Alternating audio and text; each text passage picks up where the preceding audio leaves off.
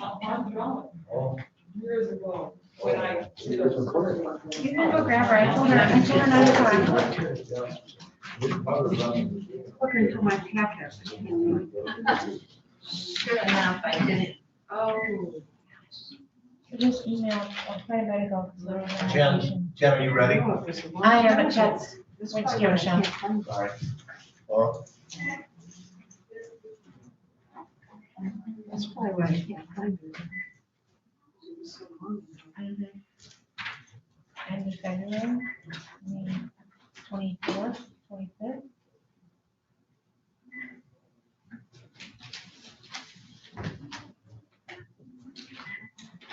You say you're waiting for Chet or something? Oh, yes. Good. I'd like to call this meeting to order. Please rise for a pledge of allegiance and a moment of silence. I pledge allegiance to the flag of the United States of America and to the republic for which it stands, one nation, under God, indivisible, with liberty and justice for all.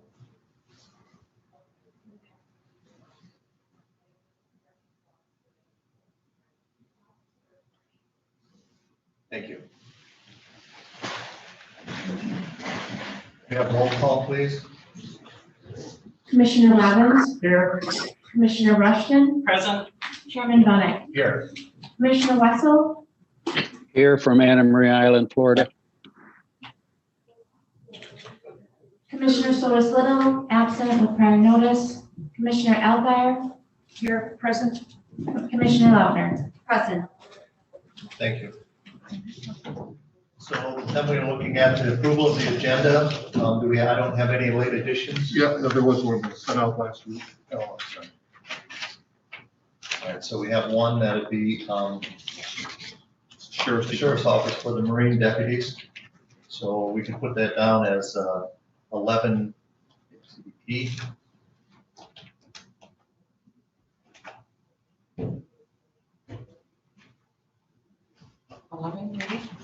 E, as in elephant, or do you want to put it up someplace else? Well, sheriff's office is 1B. Well, I think that's in there, though, right? That's both of them. Yeah, Oh, why don't we move it up? okay, do you want to put it at C, Yeah. 1C? Yeah, okay. Yeah, because he has the agreement on we're putting it up. Any other additions or deletions? And which item was that on 1C? The request from the sheriff to hire Marine Patrol officers Yeah, for the the Marine summer. safety deputies, Thank you. they do that every year, actually hire a couple of part-time workers for the Marine Patrol. Do we have other late addition sheets They were emailed to you Thursday. Yeah, separate, right? Yeah. do we have a motion to accept the agenda as amended? I would make that motion. I'll second. All those in favor, please raise your hand. All those opposed, the same sign. Motion passes 6-0. Thank you very much for that. So that would bring us then to public comment. If you have public comment, you can call in, either come up to the front or call in at 231-256-8109, 231-256-8109. We'll just give a minute to listen for anybody who wants to call in. Is there anybody in the audience who wants to come forward? Seeing none.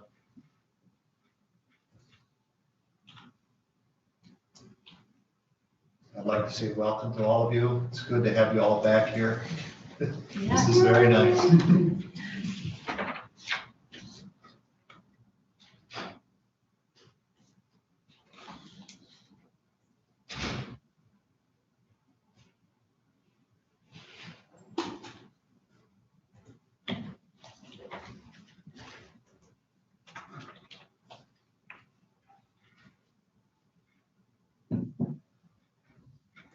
All right, hearing no phone calls, we'll move on then with the communications, proclamations, and presentations. Of course, it's happens. Good microphone and you come for public comment. Start with please state. Go ahead. Yes, this is Jay Johnson, Empire Township. I noticed that once again, we have a public meeting in which 3 of our commissioners are refusing to wear masks as recommended by our health department. One of our commissioners is a member of the health department board. 2 of them are actually. One wears a mask, the other doesn't. I would just like to apprise you of the fact that yesterday, the county experienced a major uptick in the number of COVID infections. It went from what had been 1 to 2 cases a day all the way to 8. This is not an acceptable trend, and I hope that you will not be one of the people on the contact list when they contact trace these new infections. Thank you.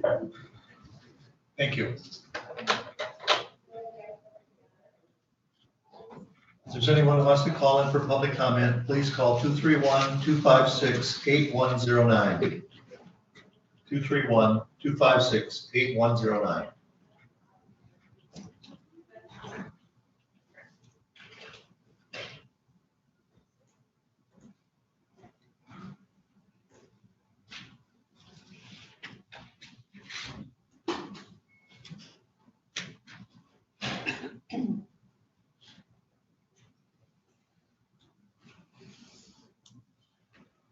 So then we move on to communications, proclamations, and presentations, and we have administrators update. All right, thank you very much and welcome to spring. And it is good to have people in the room here. I'll talk about that later, but let's start with the most important thing. Michelle Crocker, could you come up front and face the camera so people can see you also who may be watching remotely? I think all of you know Michelle Crocker. And this is March. Several historic events happened in March of 1981. One, unfortunately, President Reagan was shot coming out of the Hilton Hotel in Washington, D.C. Walter Cronkite gave his last news appearance in March of 81. And Michelle Crocker started working here at the clerk's office. So last week actually marked her 40th anniversary. We had a little internal celebration last week for her and a luncheon for her in her honor, and I want to recognize her publicly here. And we have cupcakes. People can't see them. They're in the shape of 40 years. That's the flowers and roses. So Michelle, it's been a real honor working for you. I don't know how many, I say working for her because I do what she tells me. That was a little slip, but it's actually true. I found out a long time ago, things are a lot easier if I just listen to Michelle. And so I learned my lesson, and no, it all shows it's been great working with you. I don't know how many commissioners you worked with over the 40 years. It'd be interesting to see how many. It'd be a lot. This is the 20th board. 20th board. So 20th board of commissioners. I'm sure you've had over 40 commissioners in that you. Yes. Yeah. Yes. And I think we're very well respected, not just locally, but at a statewide level. Thank you. She has to be one of the longest serving clerks. She says she's number 3 in terms of actual, 4 in terms of clerk, but she actually worked in the clerk's office for 15 years before she became the clerk. She was a chief deputy clerk at that time. So vast wealth of knowledge and always fun to work with. And it's always good to tease her every now and then too, because you never quite know what she's going to say. So for professional and personal reasons, it's been an honor working with you. Thank you. The last several years. And thank you. And I think I speak for everyone here that we really appreciate all your hours and extra efforts. And most of you don't know, most weekends Michelle is here. She's here on Saturdays and Sundays, even on some holidays. And even when she goes to that special place in Florida named Disney, which she has been to almost 40 times, right? 37 times? At least. She called me one time on Saturday morning from the pool at Disney about some trivia questions. She's always thinking of the county. So, Michelle, thank you for your efforts. Thank you. Thank you.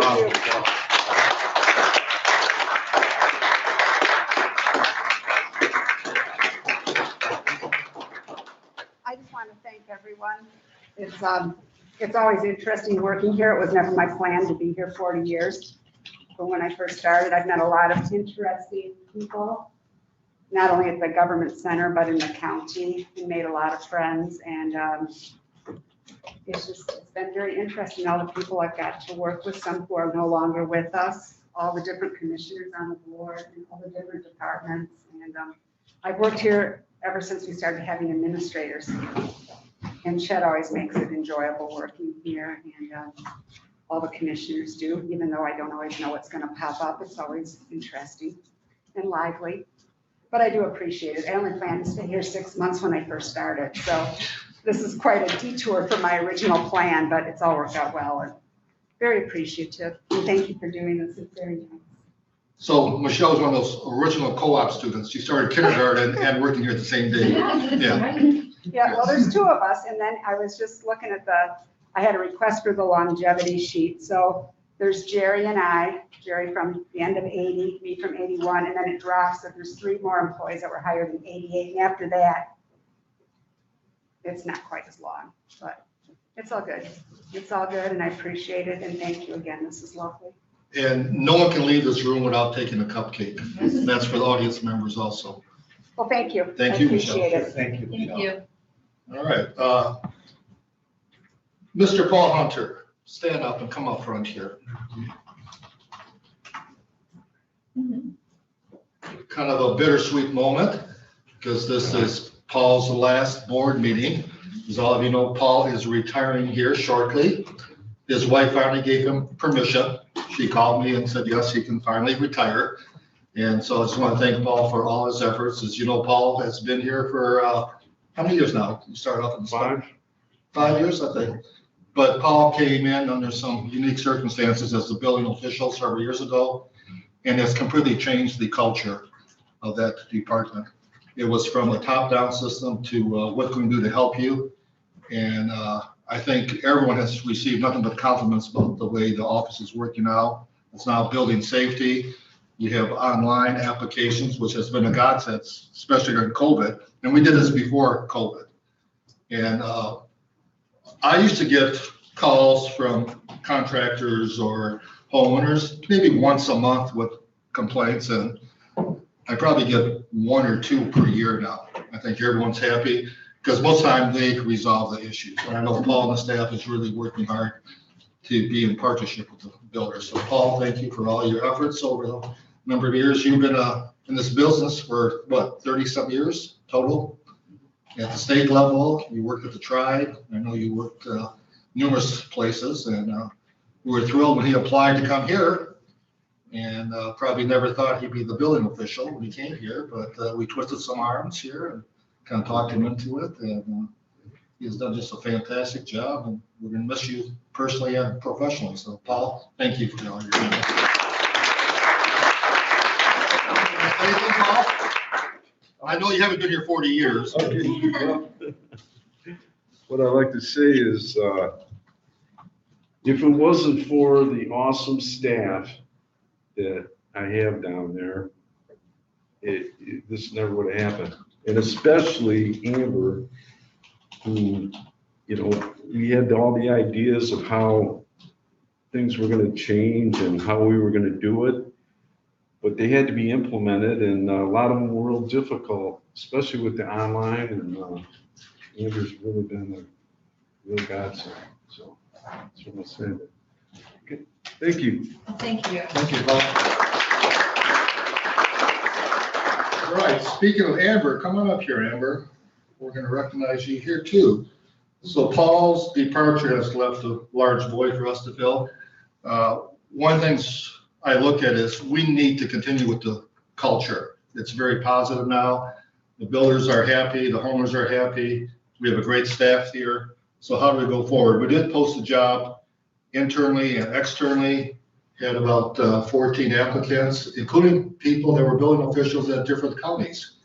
And I think the feedback I got from the staff and the contractors, they want to keep things the way they are.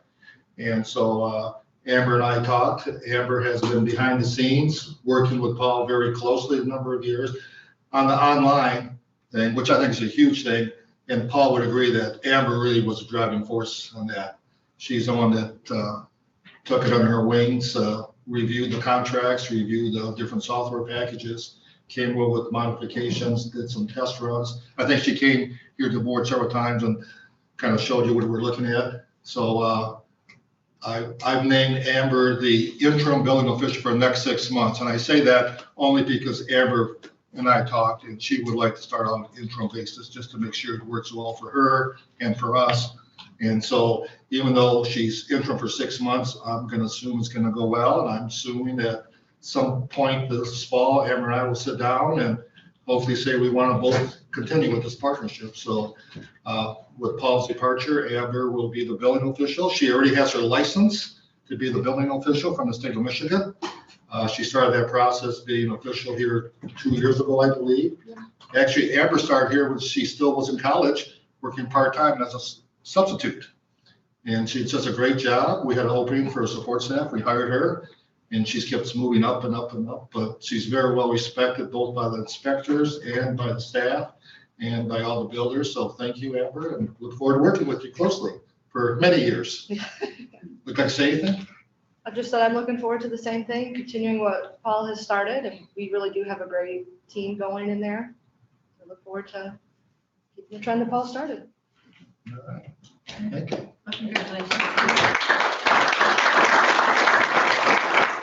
And we have another new person that I want you to meet, Mr. Schaub, John Schaub. Come on up here. John is our new inspector, started February 15th. So he's less than a month.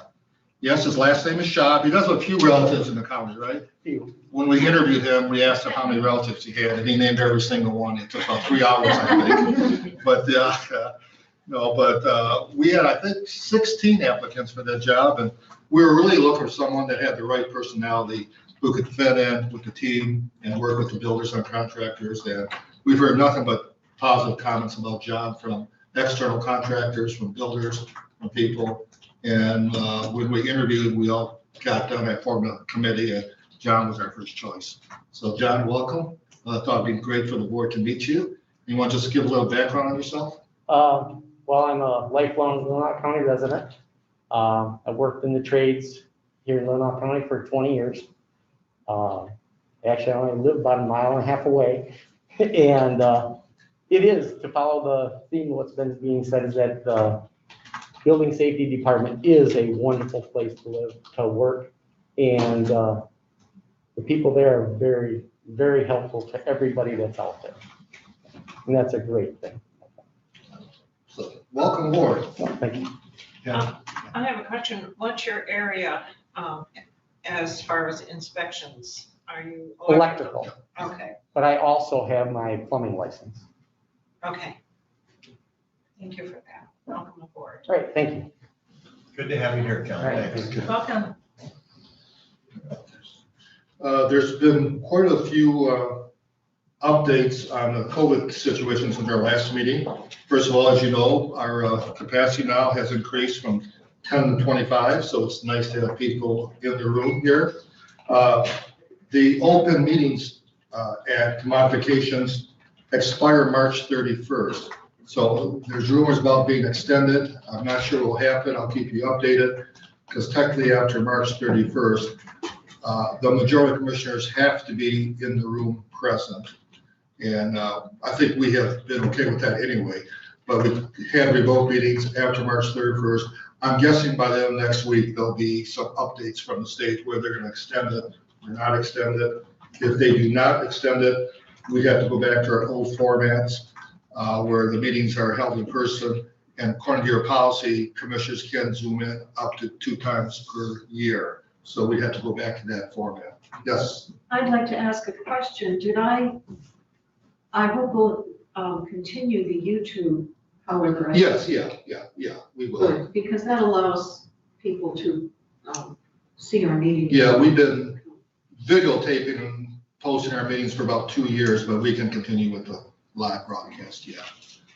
We may not do it depends what happens with public comment or not. It just depends on what happens between now and March 31st. We have to change our rules. Yeah, we would have to see, but we'll see what happens in the next week or so. In the past, the modifications have usually occurred mid-month. So we'll see how that plays out. Also, based on the new modifications, as of March 31st, we will open the building back up. We have always been open. We have never turned down anybody wishing to get services. But we have, since November, we've been going by appointments only. And also if people would come and rate, we would always let them in anyway. But we're going to go back to the format we had from May through November, which is the doors will be open. Still have to abide by all the COVID guidelines. Still one-way traffic, still one person per office, but open the doors back up. And we'll do that at the end of March 31st or April 1st. Also, there's been a significant update on the vaccine distribution, and I've asked Matt Hamsworthy to come and give an update on that. Good morning. Morning. So the health department's been fortunate enough to receive more doses in the last couple weeks. As you probably remember last month, they were receiving about 400 for both Leelanau and Benzie County per week. Last week they received 1,400 and this week they received just over 1,000. So they've been able to step up their clinics and open up vaccines to additional parts of the phase groups. As of yesterday, they allowed governmental employees to start scheduling their vaccines for tomorrow. So we put that out to the county employees, and anyone who is interested in receiving the vaccine, they can sign up and get a time at the Suttons Bay Middle School tomorrow to get their shot. They also opened up to the postal workers. So I reached out to the postmasters and tried to get as many of them the registration link as possible as well. So that's going well. I'm hoping that we have additional better news next week when they get the doses and we can start progressing through the population in Leelanau County, and we'll go from there. And Matt, you may not know this, but the health department is meeting with Amber and senior service staff today or tomorrow, and they're going to help seniors who don't have access to the internet, that actually Amber and staff can actually sign up seniors for appointments. And they will have the ability to do that through their office. Those seniors who may not have access, instead of having to go through the health department website, can contact Amber and senior staff, and we'll help them get through the process, actually sign up for an appointment. So they're going to give Amber April Messiah's the ability to come and schedule appointments. That'll be beneficial. Yeah, Excellent. so that'll be good. Yeah. So April and her staff will be able to do that.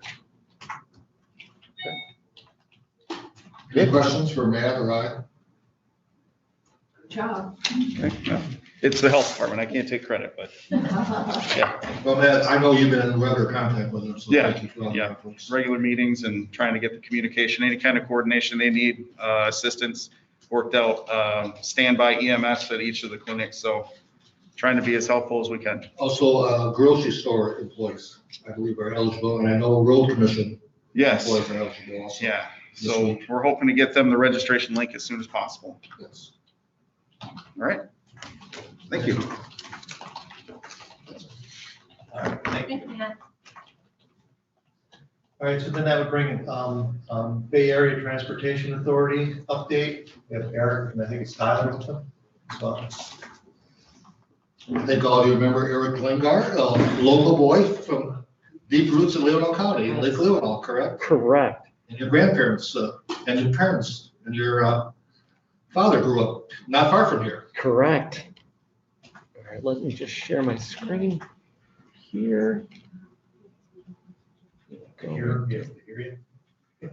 She's wondering if you can take your mask off so we can hear you. Sure can. It's been really difficult to hear what people are. Yeah. And Mr. Wessel, can you hear me okay too? Okay, good. All right, so first of all, thank you for having us here. This is our first in-person community presentation in 12 months, which is great to be back, in person and meeting with folks. It was actually this group last year at this time was the last in-person community meeting that we did before all of the COVID craziness took place, which is still baffles my mind sometimes. I wanted to say thank you to Commissioner Rushton for all of her support over these past years, and then Commissioner Robbins now working with him on our Beta board. I'm Eric Lingard, the Communications and Development Director for Beta, and then Tyler Bevier here, our Transportation Planner, is also here on my staff. So we wanted to give you a quick update on what's been going on in the world of public transportation from our perspective. So we've continued to offer our services, and we'll get into kind of the COVID impacts in a second, but we continue to offer fixed route service. So we've got Route 10 that connects from Traverse City to Suttons Bay and then goes all the way up to Northport. We've got Route 11, which connects from Traverse City, goes to Glen Arbor, and then has an extension out to Empire. That has been adjusted to a seasonal route, so it runs May through October. Then, based on feedback from the community, we also run what's called the Leelanau Loop, which touches the northern part of the county and makes connections between Northport and Leland and Lake Leelanau and Suttons Bay and Shabbytown and Omena, and kind of makes a loop a couple times a day up there to make that northern connection with folks. And then, of course, we still continue to offer our Village Link service, which is our dial-a-ride service that you can call up and then schedule a ride to pick you up and take you point to point within the county, or connect you into Traverse City, or one of our fixed routes that brings you into town. So what did ridership look like in 2020? And we'll give you kind of a bigger impact, but we'll show you initially. So on our fixed route side, we did about just over about 13,000, 11,000 rides on the fixed route side, and then another 5,000 rides on our demand response side. So that kind of brought us into about 17,000 rides for the year. And this is what our ridership looked like with COVID going on. So Beta never shut down. We were considered essential services and essential transportation for folks. Going into the beginning of the year, when I spoke with you last year, we were seeing a 30% growth in ridership as far as our ridership level goes. We are now we are about 50% of what we were previously. We're actually creeping up into that 60% area. And so as you can see, when the stay home, stay safe order went into place, ridership went down. We pulled back on services to match the demand. We continued to provide core transportation throughout the main focus of the first shutdown, and during that time provided over 1,500 rides to Leelanau County residents that needed to get to doctor's appointments, the grocery store, to work, things like that. Then as things started to ease a little bit as we rolled into the summer, we brought services back, and you can see kind of our ridership ticked back up. And then, of course, in November, when we had another pullback, and cases were going back up, ridership went down a little bit in that perspective as well. So just to give you a perspective, we gave over 2,000 rides a day pre-pandemic, and now we're around 1,000, 1,100 rides a day across our system. And this is what ridership looked like for us for this last year. So as you can see, in 2019, we were getting close to 600,000 rides. We were thinking in 2020 we would continue that banner ridership and get over that threshold, and we ended up just over 400,000 as we dealt with ridership and declines with the pandemic and things like that. And we are starting to see, like I said, ridership come back just this week with the warmer weather. And last week, we've had some of our highest ridership days. So people are getting more comfortable with using public transit. They're starting to get back into their normal routines and utilize it. So it's expanding more than just those folks that are using it for essential transportation. So what did COVID-19 look like for Beta? We always had high health and safety standards, just with the nature of providing public transit to so many people and have so many people coming and going. But we even increased our health and safety standards, and we continue those practices today. So we added hand sanitizing stations on all of the buses. They're built right in the front where people walk on and can get a squirt as they board or as they exit the buses. We are social distancing currently on all of our vehicles, so that means every other seat is blocked off. We've increased our cleaning and sanitization processes. We've got one of those backpack ionized sprayers that all the buses get sprayed down every single night, 7 days a week. And then in between routes, the drivers are manually cleaning down the buses and wiping down the surfaces to keep them clean. We've had UV filtration onto all of our facilities to help with the airflow in those areas. And then we've also added plastic barriers in between the driver area and the passenger area to help protect staff and passengers from any exposure from that perspective. And a lot of this stuff was invented on the fly. We, worked with the state of Michigan. We kind of came up with some of our own solutions, and we really adapted some really good practices to keep our passengers and our staff as healthy as possible. From our staff perspective, we do daily health screenings for everybody that comes in. We have social distancing measures at our facilities. We follow all of the guidelines, and some of the administrative staff is working remotely when possible. But in a business like public transit, where you need to be in the trenches with folks, it makes it hard to do that. So we do that to the best of our ability. We do require passengers to wear masks while on our vehicles, and our staff as well. And we've been, cross your fingers, we've been very, very safe and very, very lucky from that perspective with COVID-19. So even with COVID-19 going on, even with the deck stacked against us, we have had a lot of positive activities that have happened in these last 12 months since the last time I spoke with you. One of the biggest things that we have on deck and that we're working on currently is Beta received federal funding in August in the case of about $13.3 million for the purchase of a new land and build a new facility for a new headquarters facility. In addition, the state is bringing in matching funds somewhere in the ballpark of about 18 million so far that we have secured for this new facility. And if any of you have been down around the Cass and South Airport area in Traverse City, we are busting our britches in that location. That facility was designed to handle about 30 to 50 vehicles, a staff of about 50 people. We now have 120 folks on staff at Beta. We have a fleet of over 80 vehicles, and we actually park vehicles at multiple locations along that Cass Road corridor, in addition to an annex facility that we have down the road. And so this will be a great project for the community and for Beta to be able to provide and continue to grow and provide services for both Grand Traverse and Leelanau County. What this project, the current scope of this project, not only will have a new headquarters facility for Beta, but it is also, we are working to build in a housing component as well. So we currently have a partnership with the Traverse Housing Commission to build workforce housing on the property adjacent to Beta's facility, and also a childcare facility in the area as well.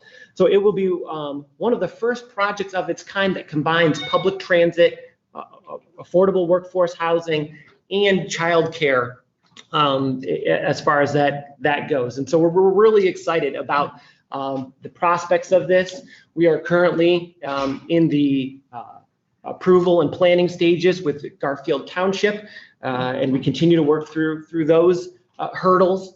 But in the long run, I think this project will be really exciting for public transit in our community, and just being able to grow. Just to give you one aspect of this. So right now, we're only able to park about 20 vehicles inside in our current facility. So the rest of the vehicles, especially on cold mornings, don't always want to start when they're out in the cold weather. And we've had a mild winter this year, so I'll knock on wood for that one. But this facility would have the ability to park all of our vehicles inside in a climate controlled environment, and really help improve efficiencies and effectiveness from that perspective. So Eric? Yes. Thank you. To back up just a little bit, this is you're calling it a joint development with workforce housing? Mm-hmm. So with the Housing Commission? Yep. It's federal funds? Federal funds for Beta's portion of it, yep. So Beta is contributing to the housing? They are bringing their own funding for the project. Beta is funding workforce housing? No. So the Housing Commission is securing their own funding to build the workforce housing portion of it. Yep. And Beta is doing what part of that? We are doing our headquarters and the purchase of the land for our facility. Okay, so to back up then, because I misunderstood you. So Beta is not funding any of the housing portion. That's all being done through the housing commission. Through the housing commission, It's through their, just through supposed to their, be a partnership because of the property. portion. correct. Okay, and then, the housing commission is getting federal funds. Do you know where they're getting how they're, is that through? They are still working on what their funding plan is. Okay. Yeah, I know that they've got, Tony Lenti is the Traverse City Housing Commission, and he is spearheading that effort on their end. And that'll all be up off of Ribbon. So the current plan is on Lafreniere and Hammond Road, right on the corner there. Yep. Yes, thank you. Commissioner Rushing.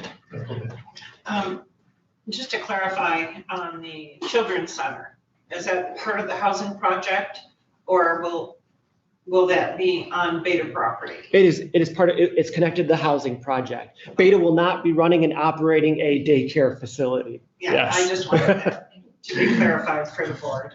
So that will be available for that. There will be a separate entity that runs the childcare So facility. basically what you're saying is it was a joint property purchase and each entity will engage in the services and construction and building what they normally do. So Beta does Beta, housing does housing and childcare. That is correct. Yep. And we're trying to pull up all the cats, herd all the cats together to make it a really unique and a beneficial project for the community. So, the housing is not targeted for Beta employees, it just happens to be next door, That is correct. Yep. but it will be really convenient. It will be. And that's, And what a wonderful thing for people to be able to drop their children off at a daycare center. yeah, Come to work. we're hoping that, and we're hoping that the workforce housing project side of it will encourage people with public transit right next door to utilize that as their main corridor to get to and from Traverse City or into Leelanau County or however they want to make connections there. That's exciting. Yes, how long were you in this facility you're in now? We've been there since 1985. Okay, so so how much growth is provided in this new building? It is planned for 30 years right now. Yep. So in 30 years, you'll have to redo this whole thing again? We'll have to see how public transit continues to grow, but that's the current plan they're So is there room at this area to grow and to build on? There is, yep. The property has enough room for additional growth as far as facility fleet size and mechanical and administrative and all of that too. And does Beta own that extra property? We do. Yep. So I guess, suppose you'll have a bus washing station right there? It will be instead? built into the facility. Yep. So the picture on the screen, is that what the board has decided on as far as construction? It is the initial concept that they're using in the planning process. Okay, Yep. so that could change. It could change. Okay. Yep. The other thing, and we could share additional, we do a customer survey quarterly or twice a year.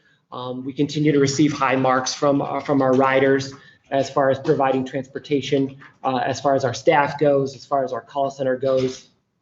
Continue to keep a pulse of that. The other thing that we launched during the pandemic, which we planned to launch earlier but kept getting pushed back, is we're piloting what we are calling Link on Demand. If any of you have ever used an Uber or a Lyft service before, one of the things that our ridership was asking for is the ability to schedule a bus in real time whenever they wanted to use a bus through an app, through a website, through the phone, any of those type of functionalities. And so in August of this last year, we were able to launch we have a 12-month pilot called Link on Demand, and it uses an app. It uses real-time functionality to be able to schedule and secure rides.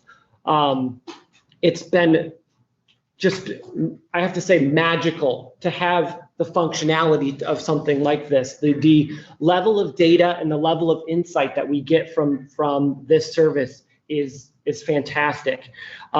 This is an example of what the app looks like. The service area is about a 20 square miles service area for the pilot. It stretches from the southeast corner of Leelanau County, down along the west side, down to the Hammond Road corridor, all the way out to kind of the East Bay district, and then a little bit up Old Mission Peninsula. And riders at any time can pull up the app, can give us a call, or can go on our website and schedule a ride. And then what it does is it shows the bus in real time coming to their house. It tells them when their exact pickup time is going to be. The one thing that has been nice for us from an efficiency standpoint is traditionally dial-a-ride service is not an efficient service. You have a blocking and tackling kind of scheduling system, and we had what's called a no-show rate, where we would send a bus and no one would be there waiting to pick up the bus, or someone would cancel at the last minute and we wouldn't be able to use that ride slot. We had a cancellation rate of or no-show rate of about 30% in our traditional dial-a-ride service. With the on-demand model and using this technology, that has gone down to 2%. So before, almost a quarter to a third of our rides could go unused at any portion of the day, and we've boiled that down to 2%. The other thing that we're being able to do with this is we're being able to provide more rides with less vehicles on the road. So in a normal place, let's say we're doing 100 rides a day, we would have 4 to 5 vehicles out on the road to be able to provide this service, and we're doing it with 3 now. So this technology and having this functionality is being able to make efficiencies for us, and then also provide more rides for folks as well. Previously, let's say I would call up and ask for a ride at 10 o'clock. But let's say the 10 o'clock slot was already full, and we would say, all right, we're sorry, we can't do 10 o'clock, but we could do 10:30. Could that work for you? This technology now allows it adjusts and will move the buses around so that if 3 people need a 10 o'clock ride, it will be able to provide those rides, and will give them the exact time that the ride will be there between a couple minutes. The wait time right now for a bus to arrive is we say 30 minutes or less, but it's right in the ballpark of 10 or 11 minutes for when a bus arrives from the minute that you request it. So it's been really, really neat. It's a pilot. We're piloting it through July, and our goal is to, I think we're going to do this, and it's been successful, expand this model into our whole service area on the dial-a-ride side to make it more efficient and make it more user-friendly for folks. Other things that we were able to accomplish this year is we put a lot of emphasis on infrastructure, trying to improve the user experience for riders. So adding more benches, adding more shelters, adding more bike racks, making our stops more ADA compliant where possible, with concrete boarding ramps and things like that. We want to be able to make it as easy to use public transit as possible, and having the environment where you're waiting at be a nice place and a user-friendly area makes it even easier to use public transit. Some of the things that we did, we've had solar lighting on our shelters to light them up at night, which works great when it's a day like this, but when the majority of our winter is gray days, the solar panels don't get charged up. They're snow covered and things like that. So we're starting to work where possible to dial our shelters into the electrical grid directly, so that they just are connected to light, turning on and off. They're set on timers. We're also experimenting at one shelter right now with a heating element, where you press a button in the shelter, and for 30 seconds it turns on a little heater, and you can be warm while you're waiting for the bus and not be cold. We haven't explored air conditioning in the shelter yet, but we're piloting a heating element with that. And so just ways that we can make it more user friendly at our bus stops. So other things that are on tap for 2021, new technology. We are bringing on more and more new technology, similar to what the Transloc Link on Demand app is like. We'll be going through a strategic planning process sometime this year. continuing to promote our park and ride campaign elements as people feel more comfortable returning to public transit, that they can leave their vehicle and use public transit to get into town.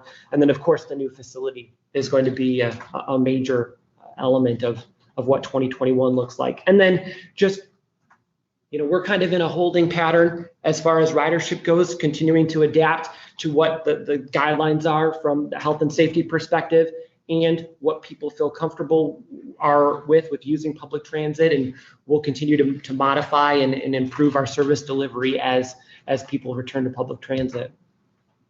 And that's all I have. Yes, Commissioner Rushton. You'd mentioned the dial-a-ride service in Leelanau County. I'm just wondering if the ridership has picked up in Leelanau County when the dial-a-ride was added. When it was added? Yeah, because we haven't always had that. Oh.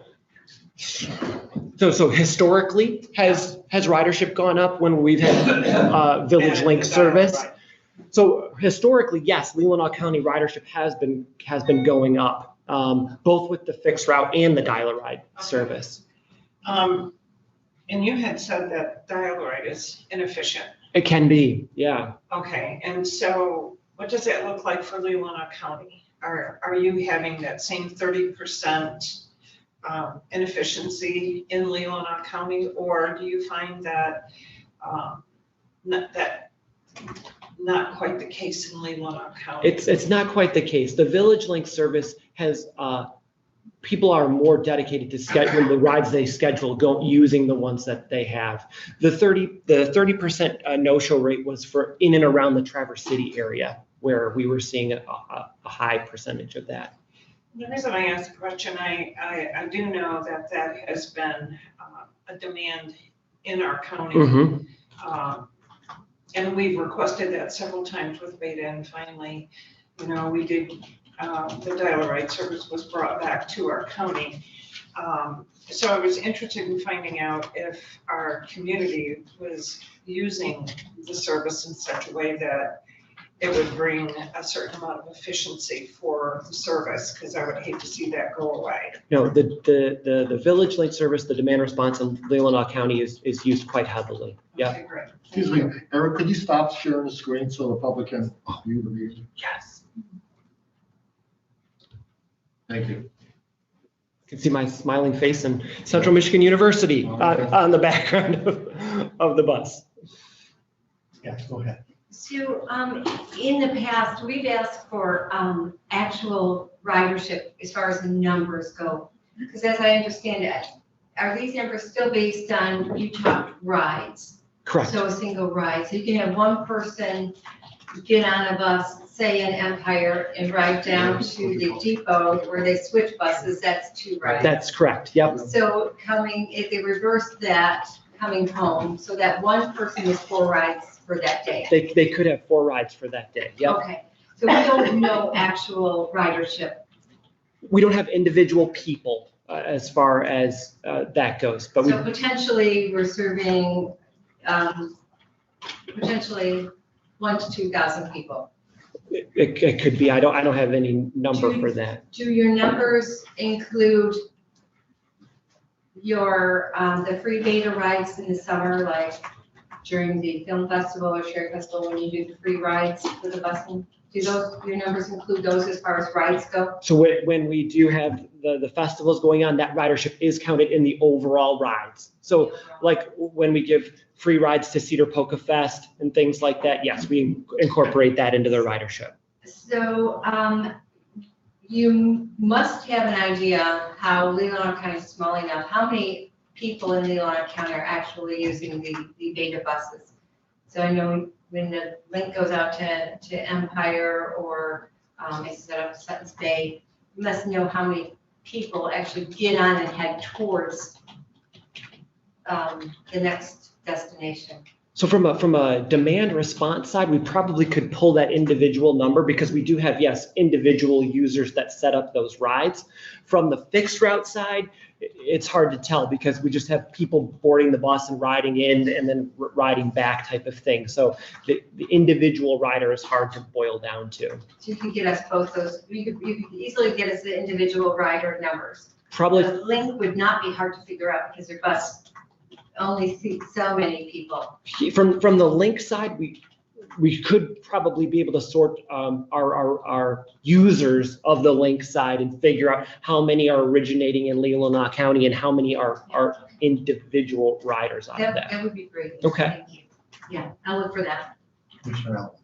And I look forward to your extending the link out into Leelanau County. Yeah, That sounds like it's a great addition.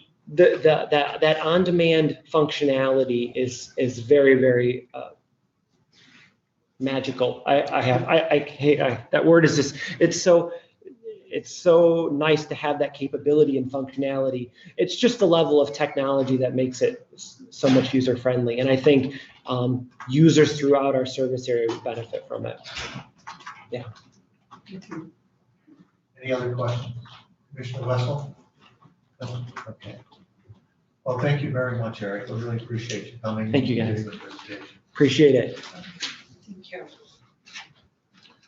And so then that would bring us to the Board of Public Works update and the dam authority. Can we do those together?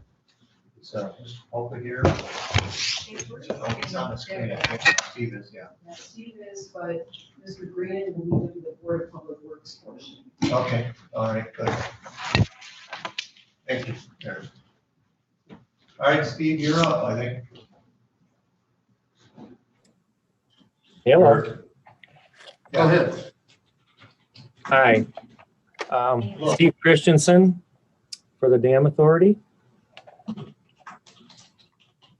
We've got a PowerPoint that John put together, and I'll try, this will be my first screen share, so I'll give it a whirl.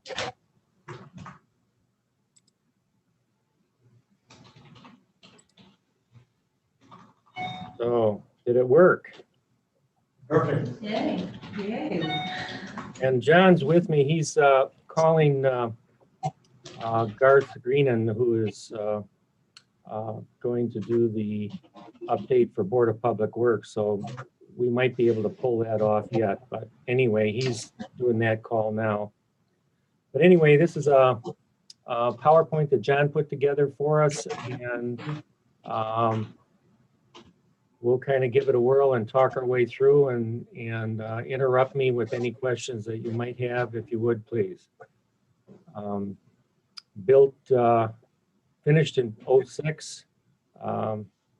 It was the first thing that was on my desk to do when I was elected, and it took 6 years to pull it off. It was quite a process.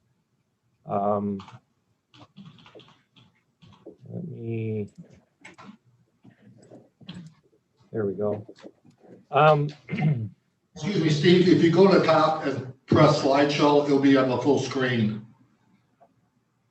It'll be larger that way. On top where it's orange, there. See where it says slideshow? And do what? If you click on that slideshow, it'll make the screen full size. In the middle. Yeah, in the middle of your screen, on the orange. And Okay, and then what do I do? Click on it. On what? center. Slideshow, click on slideshow, Yes. and then what? Click on it. It should, The current slide. You may have to double click. yeah, double click on it. Down there. Well, that's the, all right, just go ahead. We can see it. I just thought it'd be bigger that way, but that's okay. That's okay. It's not showing large enough? Yeah. Well, go ahead. Go ahead. Sorry about that. My ignorance is showing, I'm afraid. We've got 3 sensors in operation.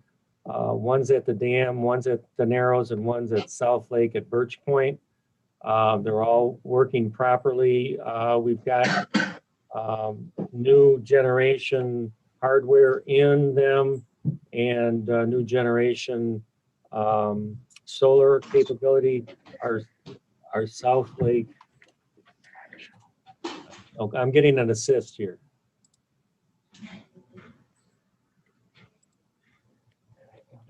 There you go. Much better, thank you.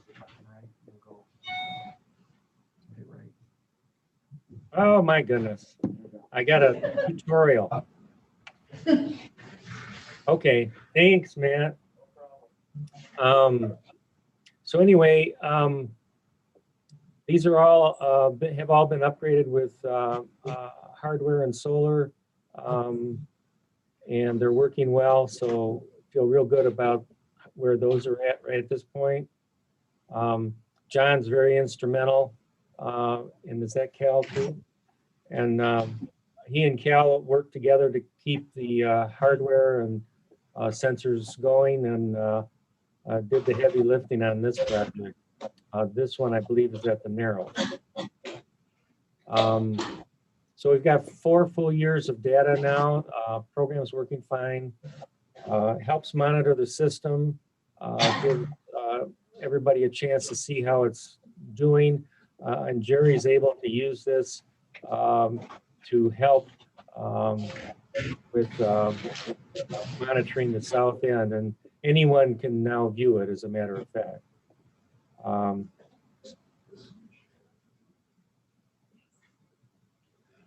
Water level surveys. On the north end, we set a stake. John did it. We didn't do it. John did it. We don't know for sure if we're going to do a gauge on the north end, and John has set a physical stake to compare that to the Narrows, north end to Narrows as far as lake level, and it's always within 1 inch. So we're thinking that we won't need a sensor on the north end because of that compatibility. This is what it looks like on the screen as far as how those sensors react. You can tell when there's a big rain event, south end and Narrows jump up, and in concordance with that, the dam sensor goes down because the dam, Jerry opens the dam to let water out to compensate for a rain event. So that's a full year for 2020 right there. Yeah. Tells you when the lake is low and then when it's got to go back up for the summer. Dam controls. We've got a whole new generation installed. We removed the old, installed a new, the hardware and the software. They were obsolete, no longer available, and the company that serviced them was downstate, and we had a hard time getting active fix on that when we needed it. So it's all new now, and the company that is working on it is based locally. The owner of the company lives on Lake Leelanau, so he can actually tap in from his phone and see what's going on. Another thing that's going on with remote look at the dam, Jerry's able to look at 2 cameras now. One camera's on the dam itself to see what position the crest gate's at, and the other camera is internal to the control room. And he can see what's going on in the control room, what's happening, if there's any moisture, and the level from the internal gauge. Dam inspections were completed. They are on the website, county website. We had an underwater one done this year that turned out well. Basically, everything is copacetic, and we don't have to do anything at this point in time. The recommendations are to keep monitoring. There's some spalling on the undersides of the apron of the dam that is not functionally a problem, but it's one of the things that we're going to be monitoring over time. There's John. He took the opportunity this last year to get his dive equipment out and to take a look at the paint on the crest gate. The crest gate has algae on it, so it's a little hard to tell what's going on, but he did several scrapings on that, on the upside, and the paint is holding up extraordinarily well, which is really good news. And that'll allow us to stretch out some maintenance on that aspect. This is a shot of the flood wall.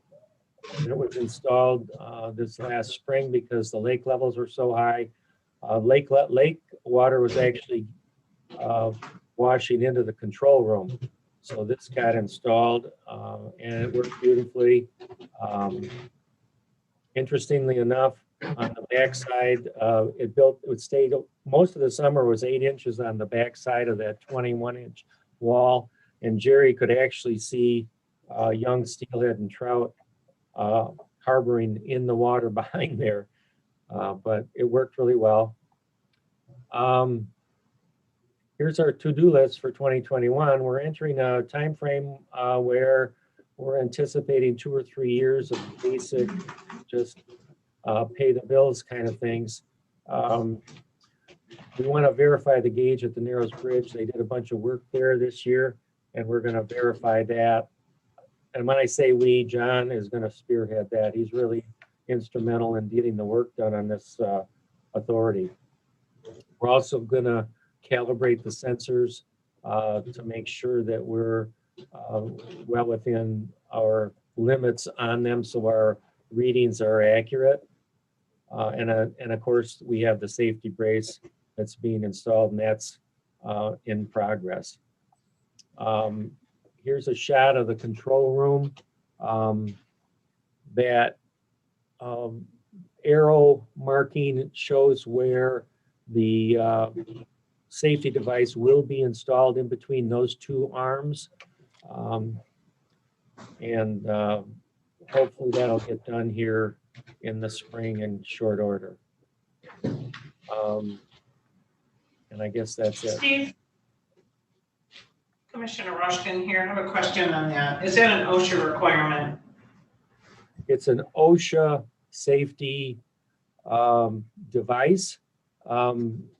We didn't get cited by OSHA, but when we were talking with the engineers, as we were looking at doing this, they said that it's something that we should do for OSHA because we will physically be out in front of the upright dam to grease the wheel blocks.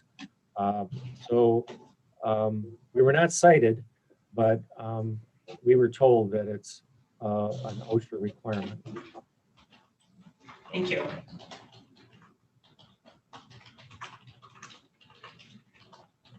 So I will stop the share. Here we go. It worked. So Any other questions, Steve?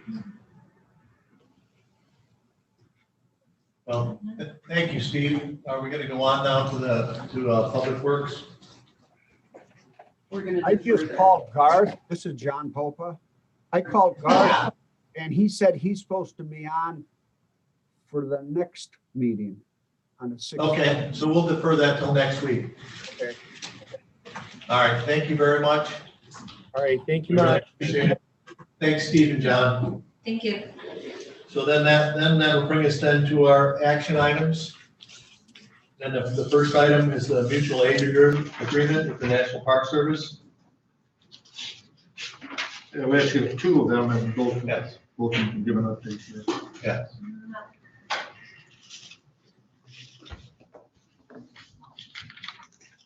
Survey went well, good. Thank you. Yeah, Very happy for you. thank you. Thank you. And the first one is the dispatch service. Yeah, well, both of these agreements are basically continuing what we had been doing for the past 5 years, and actually even before that, but it became a formal agreement between our agencies in 2016. So the National Park chooses to renew these every 5 years. So we will continue doing operations as normally with these. agreements, and they have been approved by the county attorney. Commissioner Rush. I would move to recommend to the Board of Commissioners to allow the board chairman and the director of emergency management 911 to sign a general agreement with the Sleeping Bear Dunes National Lakeshore to continue professional services being performed between the Leelanau County Dispatch Center and the National Park Service. Support. Rick. Any questions? All those in favor, please raise your hand. All those opposed, the same sign. Motion passes 6-0. Thank you very much.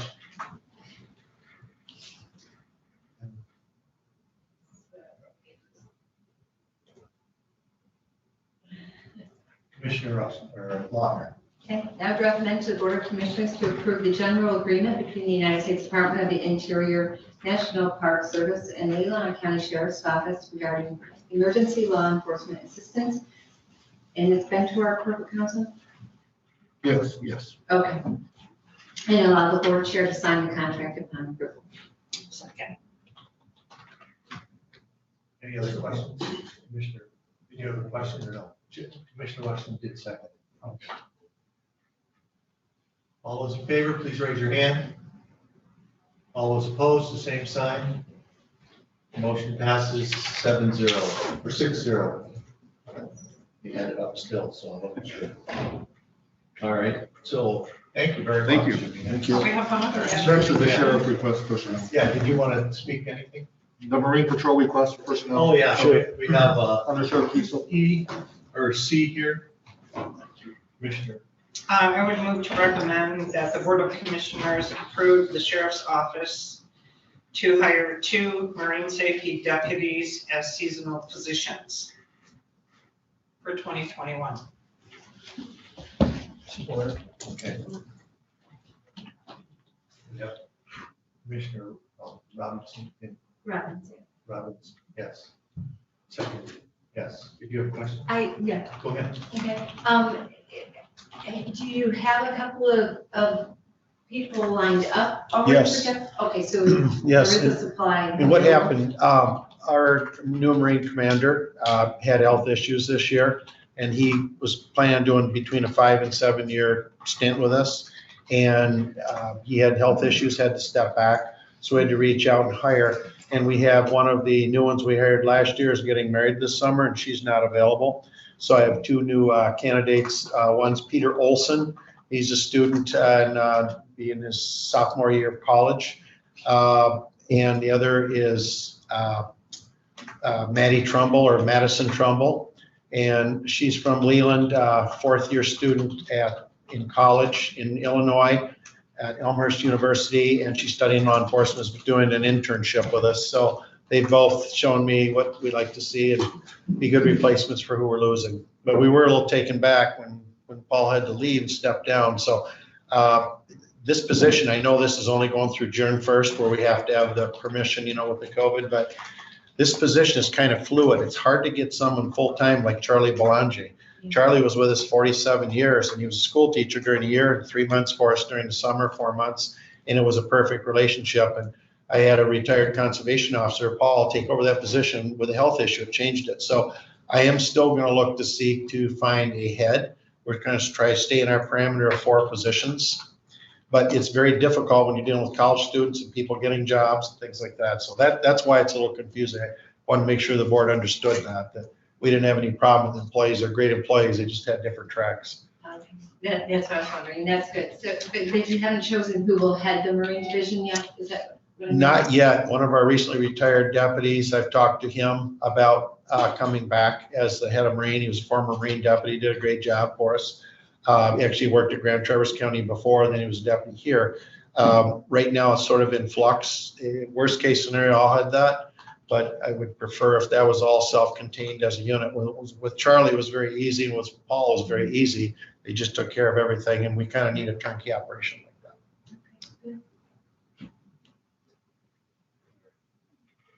Did we vote on that? That's sure. All those, this is for the Marine patrols. All those in favor, please raise your hand. All those opposed, the same sign. Motion passes 6-0. Thank you. Thank you very much. Please take some cupcakes. Sure. Yeah. Take some So cupcakes. then that brings us, What was this? Michelle Crocker's 40th. Oh, that's nice. Very nice. 40th birthday. Yeah, there you go. Yes. I thought it had something to do with the Michigan State basketball teams beating each other up. Yeah. I understand state one, is that correct? State won the last one. Michigan totally spanked them the game before that, so pretty hard to predict. Yes, thank you. Thank you, Sheriff. Commissioner Wessel, that brings us to the Oakville. Yes, thank you. A couple of years ago, we did have a report from CAMA on the oak wilt. And I got a request to have further discussion of this issue at the county commission level, not to pass rules, but to consider whether there are some things we might do to educate or advocate for better practices. So Chad has arranged to have a presentation this morning, and then I hope we can have some discussion of what we might do to educate or advocate for maybe more safe transport of wood. Thank you. So, come on. Go ahead. Good morning, everyone. This is Kama Ross. I'm the district forester for Leelanau County through the conservation districts. I also serve Benzie and Leelanau and Grand Traverse through their conservation districts. So I did have a really short seven slide PowerPoint, and I don't know if you want me to screen share that, or Chet or Laurel, you were going to bring that up for me? Go ahead, Kama. Okay.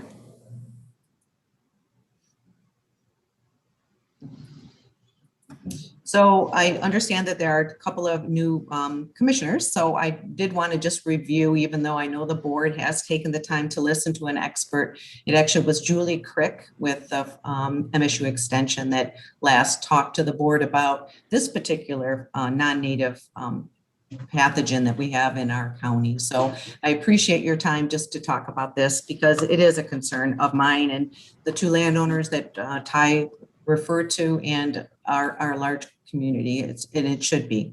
So again, just to quickly review what oak wilt is, then talk about what the status is in Leelanau County as we speak, and then kind of looking forward how I'd like to advocate and educate, as Ty said. So oak wilt is a non-native invasive fungus. It affects our oak trees and only our oak trees, but it is 100% fatal for the red oak group. And the leaves I have on this PowerPoint slide show the rounded lobes are the white oaks, the pointed are the red, and we have mainly the red oak group in Leelanau County. Excuse me, So, Kama, yep. Kama, we're not seeing your PowerPoint presentation. Oh, I'm sorry. What happened there? It's not coming over. There we go. Oh, there. Is it there now? Yeah, it's about, yes, go ahead. Okay, so the pointed are the red oak, which is the most common and the one that Leelanau County has the most of. So 100% fatal. So by the time we know that a tree has oak wilt, it's dead and there's nothing we can do about it. The picture on the right that you can kind of see is in La Riviera in Elmwood Township, where oak wilt is raging right now. So it's devastating if it's in your backyard. So what is the impact of that? 10% of our forests in Michigan are comprised of oak, and it's not a new disease. We've had it in northern Michigan since the 1980s. It did come up from the Central American region through Texas and up to Michigan, but we've been dealing with it for decades.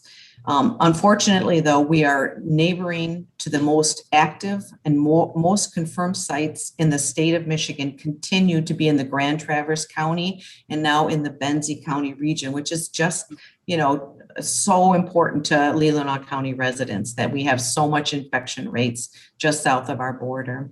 Obviously, we all know that oaks are really important for timber value and the wildlife benefits, but I think a lot of landowners in Leelanau County really appreciate the aesthetic value and how it affects their property values. As we lose diversity of other tree species in our communities, losing the oak, if you have oak wilt, is devastating.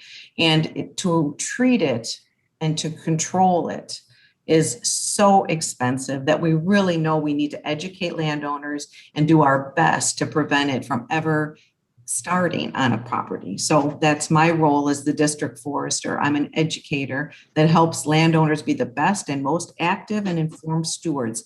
And talking about oak wilt with every single person I meet with is part of what I do. So just real quickly, the identification of oak wilt is not too difficult, but again, once you see it on your land, it's too late. So we need to have people being out there educated and informed and knowing what to do. So if you do see an oak tree that exhibits fall leaf, and they wilt in the summer months, then you might suspect oak wilt. Once it does have oak wilt, the fungal reproductive phase is really important to know about, because that's when it's most contagious and it can be spread very easily, but by unknowing individuals if they're not informed. All of this has to be confirmed, and it isn't necessarily something that everybody can do. So again, my job is to educate people so that they can become better at keying in on what's going on. The unfortunate thing about non-native insects and diseases, pathogens in our world now, is that they're very effective at spreading. Just like the coronavirus, we know that it's very, very prolific, and it spreads in multiple ways. So the diagram on the left shows how the insects, these nutidulid or picnic beetles, are attracted to the fungal mats and to the sap of oak trees. So they get the fungal spores on their bodies, and then they travel and visit a fresh wound on a healthy tree. So a disease from the diseased tree, the fungal spores can be overland spread by these very common picnic beetles. So underground too, the trees, the red oak group especially, root grafts. So they can share any pathogen that might be in their vascular system to their neighboring trees, because they share the same vascular system. So you can imagine with this, both these things happening, it's very difficult to stop this disease once it gets started on your property or neighboring property. This is a map of where our current confirmed oak wilt sites are in Leelanau County. The east side of Leelanau County has had these infections since I've been here, so about 8 years. And the two most northern ones and the ones in Elmwood Township are being treated, and some are pretty much contained. Unfortunately, down in Elmwood Township, there's still some active sites that we're working on with the tree service and certified arborist community. But what's really scary to us this past summer, is that over in the Glen Arbor area, we did get 4 confirmed sites pretty darn close to each other. One was on National Park Service property. One was on a private forested woodlot right on the top of Palmer Woods, where the Conservancy's big holding is. And then 2 were on private property right on Miller Hill and Cheney Road. So these are really, this is a new, what we call satellite infestation that's really alarming us, because we're seeing movement. And generally the picnic beetles, the way the overland transmission happens is only by these beetles that don't fly more than a mile. So this is obviously some movement with human intervention. Perhaps somebody brought some firewood that was infected with oak wilt, and so has started a new area of oak wilt concern for us, especially in an area where the oak is a huge part of the forest ecosystem on that part of the county along the lake shore. So this is where we're at, and we are actively trying to manage all of these. But again, it's best to prevent it instead of acting to try to contain it once it's on the property. So again, oak wilt can be controlled. So we do have some recommendations that are pretty firm. Research from our major universities have told us what the recommendations should be for landowners. So we tell everybody we talk to that we're not to remove prune or injure a red oak tree during the growing season, which means April through November, if you have oak wilt in your area. And now I would say that anyone in Leelanau County should be observing these recommendations because it's on both sides, all sides of the county, and coming up from the south, from Benzie and Grand Traverse. You may see some different dates. The DNR and the Michigan Department of Agriculture and Rural Development share the dates of April 15th to July 15th as the peak absolute red flag. No question, don't do any activity around oak trees. But being considerate of differing opinions, we try to expand that window in a landscape like in your yard to not do anything until November. So that's why the difference happens there. We really are asking people to talk to everyone, who has oak trees or has trees on their property, just to make sure that they're aware of their actions and how detrimental a simple, small pruning of a branch during the summer months can be to their property and their neighbor's property. We do ask that private landowners to try to confirm if they suspect with a professional arborist or landscape architect that has the training, and then report if it was confirmed to me as the FAP forester or the DNR. We do provide free treatment plans and connect them with the private sector people that can help them treat a site that has been confirmed. So oak wilt is not going to go away, but I know as a forester and have been working on this for many years that we do know how to control its spread, but we need help. And we need help from every facet of our community with education. Advocation is really good too, but we just need to get the word out because we can control it if we are all on the same page. So we do have ongoing discussion about talking about how we can do that better or possibly move towards regulating firewood cutters or tree service professionals. But that is still ongoing and nothing concrete. And I'm saying now is the time that we need to act locally to prevent Leelanau County from becoming another county that has oak wilt out of control.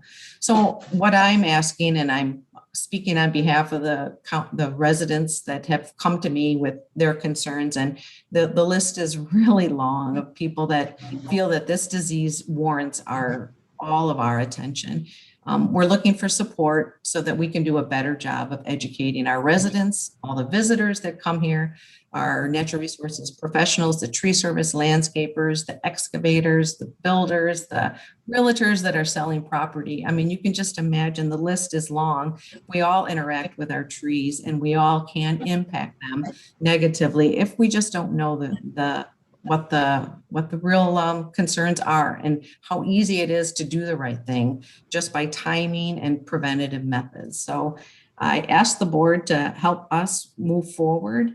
I do, again, put this on my every site visit, every person I talk to. I'm expressing my concern and my wish for them to respect what we know and research has shown us. But I need help. I'm only one person covering 3 counties. This summer, I do again have a summer intern coming. She's a young lady who's from Elmwood Township, but studying forestry at the University of Vermont. But she will spend May, June, and July, a little bit of August with me. And I would like to offer to the county board that we would like to really beef up our educational efforts, provide some events safely that we can reach out to the different stakeholders in our community and see if through a real concerted effort at education this year, we can stop this spread of oak wilt in Leelanau County. I'd be happy to take questions from the board. Thank you, Kima. That was very, very informative. And my question for you is, have you reached out to the townships? I know we have 11 different townships in Leelanau County, and have you presented the same information at the township level? Yes, I have. What I do on a regular basis is I send a kind of a little newsletter with varying number of paragraphs to the townships to send out in their property tax notices for winter and summer. And I've had some wonderful cooperation from many of the townships, including they put up posters in the township offices, and they send out in their newsletters or in their tax bills a little bit of information about Oak Wilt and the services I provide as a forester for the county, free of charge. So, but I can do a better job if I had help. Again, it's a lot of work, so. Well, the reason I did ask that is because I was wondering, I know our township sends out a newsletter, and that's one way you can get that information into the hands of the property owners directly. So I'm really happy to hear that you have chosen that avenue to get that information out directly. Yeah, and people really respond. Again, I serve Grand Traverse and Benton County too, and I made a concerted effort in the Long Lake area because that's a hot spot, has been and continues to be. So I have received literally dozens and dozens and dozens of landowners responding to that little blib in the township newsletter. So yes, I agree. I will continue to do that. Thank you. Can you also share with us a little bit of what you do as far as prevention when you identify oak wilt on a property? So what we do is we work with the neighbors, because we know if it's going to spread with the beetles above ground and through the root grafts underground, that we need to have a very large area of people that are understanding that they need to be very, very, very cautious and not injure their tree so they don't have any overland spread during the growing season. And then we talk about how we can effectively stop the spread through the root system, which you can imagine is a lot more complicated and difficult. So we do neighborhood talks. I talk to local lake associations and just get out ringing doorbells. We have a really good success story out on Lee Point. The neighbors had oak wilt it's been 8 years or so ago now, but we through a grant from the Michigan Department of the Michigan Invasive Species Grant, we were able to offer them some cost share opportunities, and the neighbors got together and all contributed money and did huge education campaign. And we have stopped that particular site from spreading, and we're still monitoring it, but it looks like we've got that under control. But it took a huge amount of coordinated effort on a lot of different levels, but we can do it. We just have to really reach people, and it takes a lot for me, one person, to cover the whole county. So do you chemically treat the area to eliminate the beetle? I believe you said is what. So that we would need to contain the spread of the fungus. And again, it's a fungus that has to have a live host. So sometimes if we have a large area, we have to do what's called a killing front. We have to get ahead of that to stop the spread from going from a diseased tree to a healthy tree underground. So we can either create a trench, which is 5 feet deep, to sever the root systems and keep the fungus only where it's already done the damage, and protect the healthy tree surrounding it. If we can't dig a trench, we sometimes kill the trees so that the fungus can't move through a dead root system. So it's always a combination of proper removal, proper chemicals, or proper mechanical. And each site is a little bit different. And so we have a number of things in our toolbox that we use depending on the site. So. Commissioner West. Yes, thanks, Kama, for coming today. I was trying to think of some partners we might have. The Conservancy certainly is a piece of the community that should have some interest, and the Park Service, the townships. What might we do if we got together with all of our partners in terms of education? What would you like to see happen? I think we just need to think about all the user groups. And so to me, I think we need to work with the Road Commission with their clearing of right-of-way trees, working with the utility companies, working with the contractors that are going to try to, get out there and clear a site for future building. it's not that we can't work with oak wilt and do it well. We just have to be aware of the timing of our work in these really critical areas. And so I just think if we could do a couple of workshops that we highlight these different user groups and try to do more education, I think we can make a difference. Commissioner Lauer. Yes, thank you, Kim. It is very, very interesting.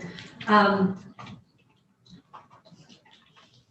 really happy to give you this platform this morning to explain the issue we have going on with Oakville. And as we have in the past on some other situations we've had going on in our county. I think it's kind of sad that it's here. If it crept up from South America, I don't know how long that took. It's just too bad it couldn't have been stopped. Being a peninsula state, if we could have stopped it at the border down below rather than trying to stop it at the border of Grand Forks County would have been really nice. I just wanted to point out that we do fund you as a forester, and we're happy to do that. And so this is your job. Whatever platform you have to do to go out there and get the word out, I think you're on the right track. I haven't seen anything in social media about it. I would encourage you to try to get something out there and try to get some shares. Continue with your townships and the tax bills are a great idea. And whatever workshops you can get to. And I wouldn't rule out high schools if our kids get back in the high schools, and if you can get with them too, because I think they're a great source of getting the word out to homes. Sometimes they're the ones that are actually cutting the firewood or building the fires or doing the camping, that sort of thing. So I would encourage you to even hit, that age group. So thank you for what you do. Thank you. Commissioner Allen. Thank you, Kim. This is very important information. I have a question and then a comment. So white oak, do not get this, it's just red. So if you have a white oak, you're fine? No, white oak will also suffer from the fungus attacking its vascular system, but it has something in its structure that stops the fungus from just shooting right through it and taking out the tree in just a couple of weeks. It has like little stoppers in it. So what we see happening with white oaks is that they may lose a branch one year, another branch another year, and it may ultimately end the life of the tree early, but generally the tree can fight it off. But again, 100% fatal to the red oak group, which is the major component of our oak species in Leelanau County. Has the Enterprise done a really good article with photos for you? I feel like I am very well supported by our local newspaper, and I have done several. I always send out the press releases. We have Oak Wilt Awareness Month coming up, and there's always a big push to catch people to do any of the pruning that they want to do before the April 15th date, and the time when we tell them to hold off on that until later in the growing season or in the fall. So I'm responding to some landowners that are really upset that oak wilt seems to be taking off in the Leelanau County area after many years of having a really good control in place. So we just need to ramp up our efforts, and we were asking the board just to consider our request to support somehow. So what kind of support are you asking? What specifically? Well, we do have this intern coming this summer, and I'd like to see her, really charge forward as her major project, in addition to providing service to private landowners in Leelanau County. But we want to do some forums. We want to do some educational events, and just getting the word out. Well, I would certainly, I'm not exactly sure what support for that looks like, but I would support that if you want to do forums.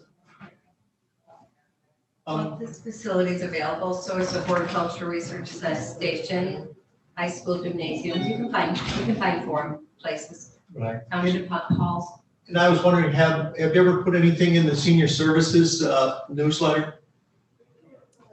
Nope, I don't think in the newsletter. We have participated in the days, the senior days that used to be at Sutton's Bay School. So we have been in contact with that population, but never in a newsletter. Yeah, I'm thinking, that does get sent out to quite a few people in the county. So that might be something that, we could look into, or you could look into someone's, because I think that I think they have almost, 1,000 or more that go out to people in the county. Great. They're either. I'll look. Thank you. As well as on our website under our building department. Yeah, and that, go ahead. I was just gonna suggest, on the county website, under the building department, where our contractors go, for information, filling out their forms. I would suggest address the road commission directly with a presentation. I have been in communication with them, yes, so. Yeah. How about landscapers? Definitely part of the, yep. And the certified arborist and tree service community, yeah. Any other suggestions or questions? I do know this facility is available, especially the downstairs is a community room that can be used anytime for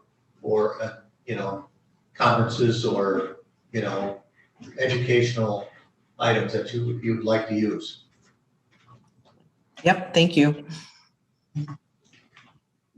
Go ahead. And I hope if you come up with some more requests, you've got a great idea, ask us Okay, if we can support it somehow. okay, thank you. Was there anything else, Commissioner Wessel?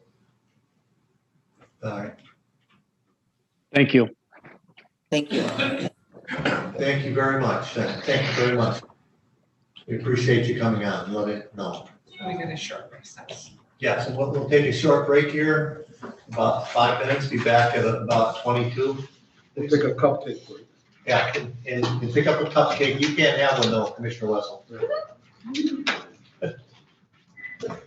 Keep one on the desk before.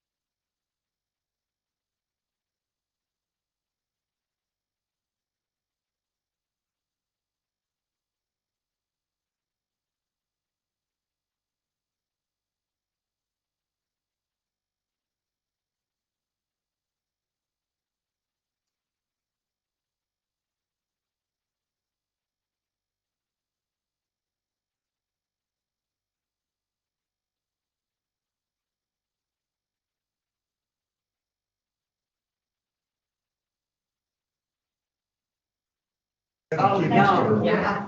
So that's next to the distillery. Did we interrupt the party? It's Michelle Day. Yeah, that's right. Celebrate. It's Michelle Month. Oh, Michelle Munch. Always good to know where to get a good cake. I was wondering where Excel was Yeah. for the event. We had it Thursday, actually. We got a pop-up. All right, so that would bring us to emergency management and the potential renewal of 911. Yeah, it's the annual time.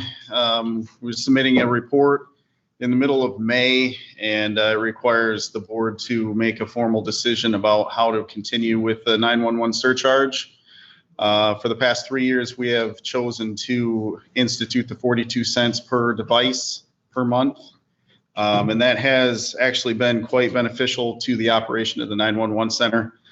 We forecasted it would be around $90,000, $95,000 a year. It's actually fluctuated, but it's been higher than that each year. So I'm comfortable moving forward with the 42 cents.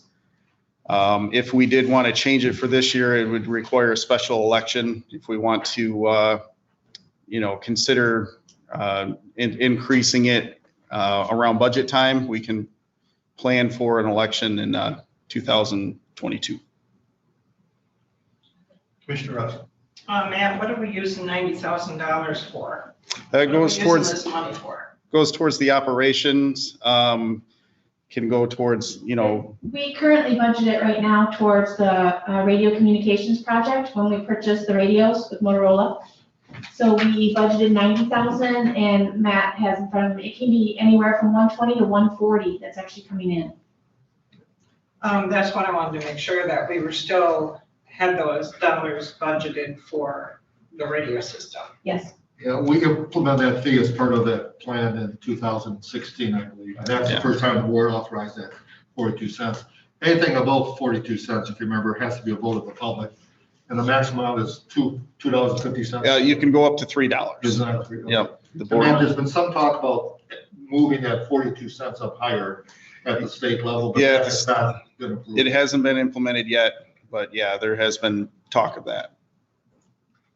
How long is it going to take us to pay off the radios? It was 10 years. It's 10 years. It's 10 years. What year are we in right now? 3. Three? I believe the first payment was in 2017. Commissioner Wessel. Yes, Matt, I think I read a week or two ago that there's been a change in what we can use. There's some restrictions on that money for non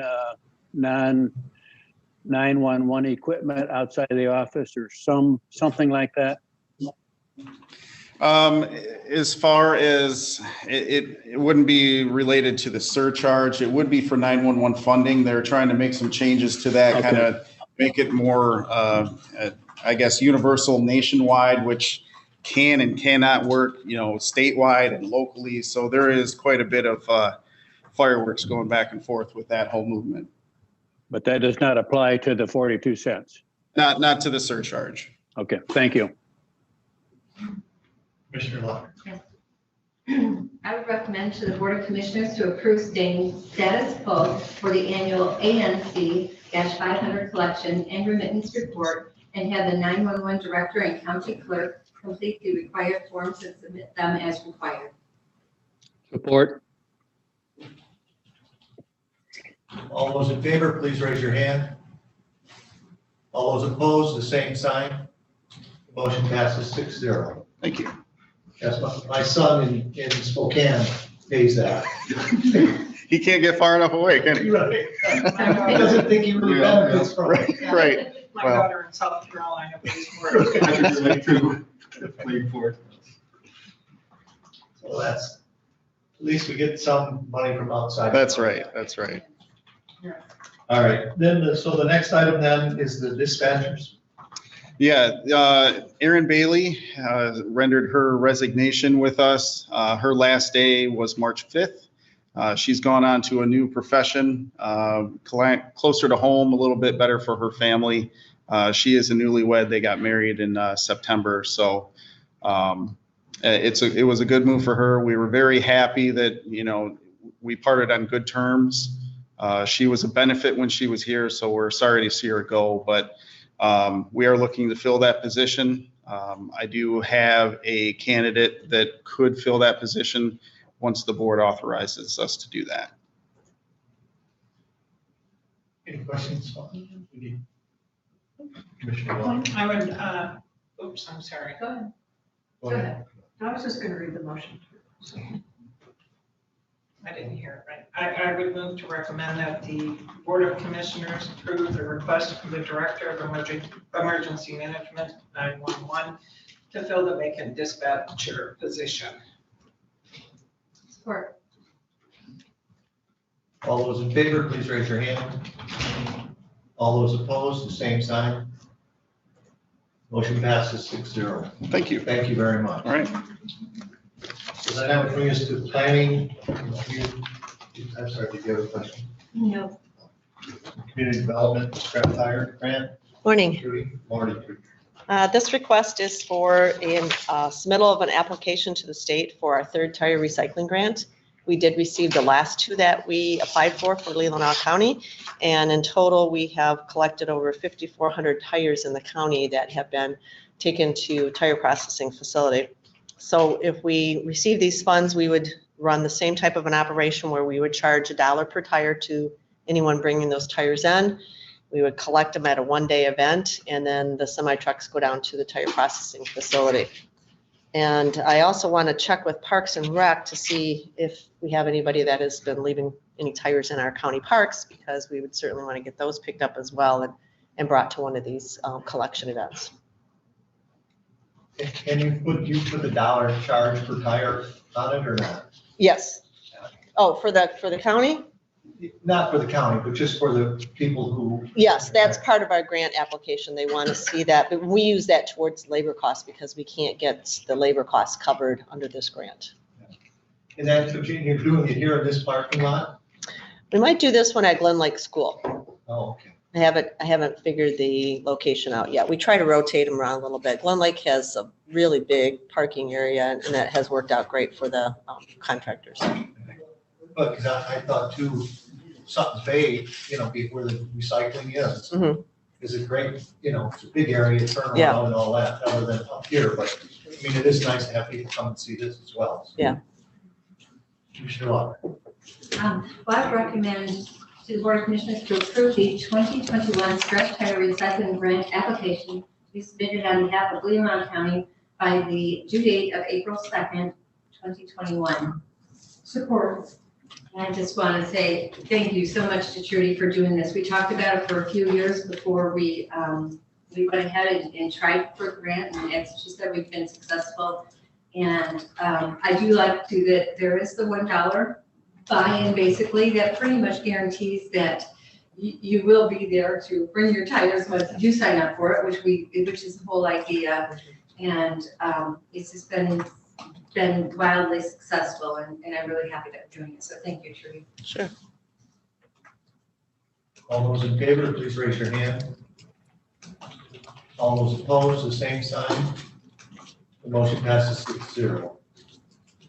Thank you. Thank you very much. So that brings us to the Park and Rec, the contract with Saban Lake Services. Steve, go ahead. Yes, can you hear me? Yes. Excellent. Yes, the contract is straightforward, very similar to last year. Price is the same. So the request is to waive bid policy and go on with Saban. We used them last year. We like them. They're very responsive. They got a thumbs up from Heather Hedinger from the DNR as far as a company that can work well with like a kids fish day situation. So we really appreciated that. They were the only company that came with a timely quote last year. We had one late quote float in, and the late quote was within a few dollars of this quote. So anyway, the idea is to combat our invasive species at Veronica Valley to a certain degree, and to keep some areas open for kids to fish, especially for Kids Fish Day, but then throughout the season. Commissioner Rice. Steve, in reading this, it says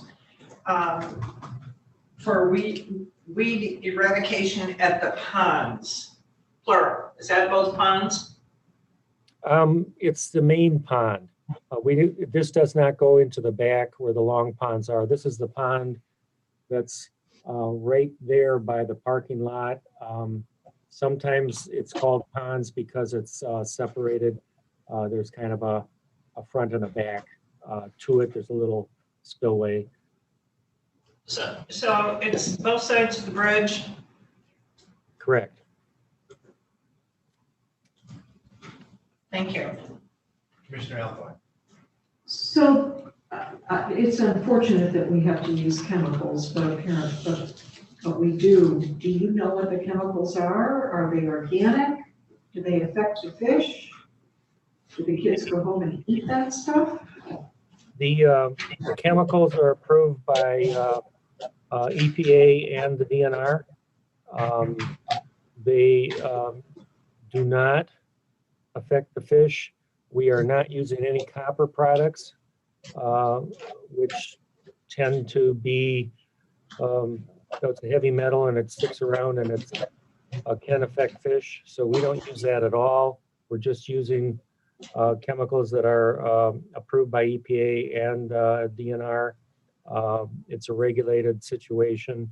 They use a specific rate at a specific time. They know when the Kids Fish Day is. So we have that timed, and we're being as minimalistic as we possibly can. Invasive weeds are a problem in the county. The milfoil, especially Lake Leelanau, is bumping into a huge problem right now. And anyway, we're doing the best we can to deal with it. We used mechanical means that weren't functional for the last few years. So we've gone to a chemical approach, and it's year to year, and ideally we'll be able to taper it back to once every so often, unless we can find a mechanical means that would function. Steve, have you ever looked into a backhoe that would go and dig it out, maybe make it a little deeper and also pull all the weeds out of it? Yeah, we bounced that idea around a little bit. We haven't moved forward on it. It's expensive, and at this point, we didn't feel it was quite something that it would be needed. It would completely eradicate the weeds, and we'd have to do a haul away kind of a situation, and then I'm not too sure. We'd have to be careful of what not to contaminate another water body with the milfoil. But we have bounced it around, and we just haven't pulled the trigger on it yet. So there's no place, isn't there a place on Veronica Valley that they could actually dump the stuff? It wouldn't have to really be hauled away, I wouldn't think. Yeah, we've got 93 acres, so that's a real possibility that we would be able to handle it on site. That would cut the cost. Yeah, it would seem like $3,000, so you could get an excavator for quite a while for that. Yeah, like I say, we talked a little bit about it, but we haven't gotten to the point of pulling the trigger on that idea yet. Commissioner Alcorn. Are there lily pads too? Are there lily pads also? Yeah, they're native plants, quite a number of them. Ideally, we could knock the milfoil down and keep the natives, and that's something we're toying with. This year, we're going to be doing a little spraying. We're going to keep some area of weeds there so that there'd be more habitat for the fish. And so we're just early on in the process of using a chemical approach. And like I said, we're going year to year on it. Commissioner Lauder. Yes, thank you. Actually, the real problem was that somebody wouldn't issue us a soil erosion permit. Is that correct? The dirt cop's pretty strict. Yeah. Well, I'd like to, I would make a motion. No, No, Steve is. she's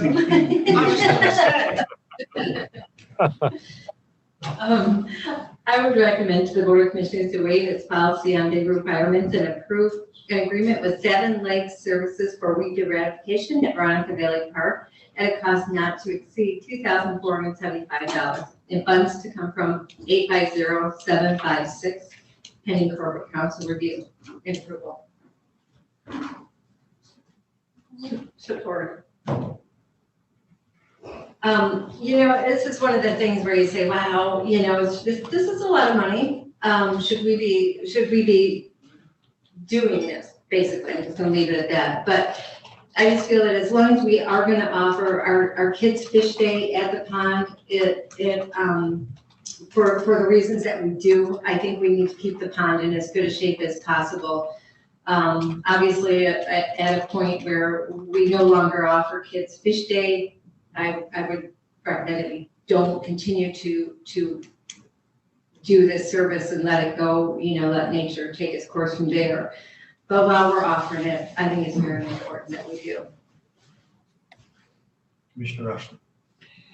I really would like to see the Parks Department do a little bit more research on using the backhoe, digging out the pond maybe a little bit deeper to sustain the fish over the winter and take care of the weed problem. I'd really like to see what those numbers look like and if it could also improve the pond.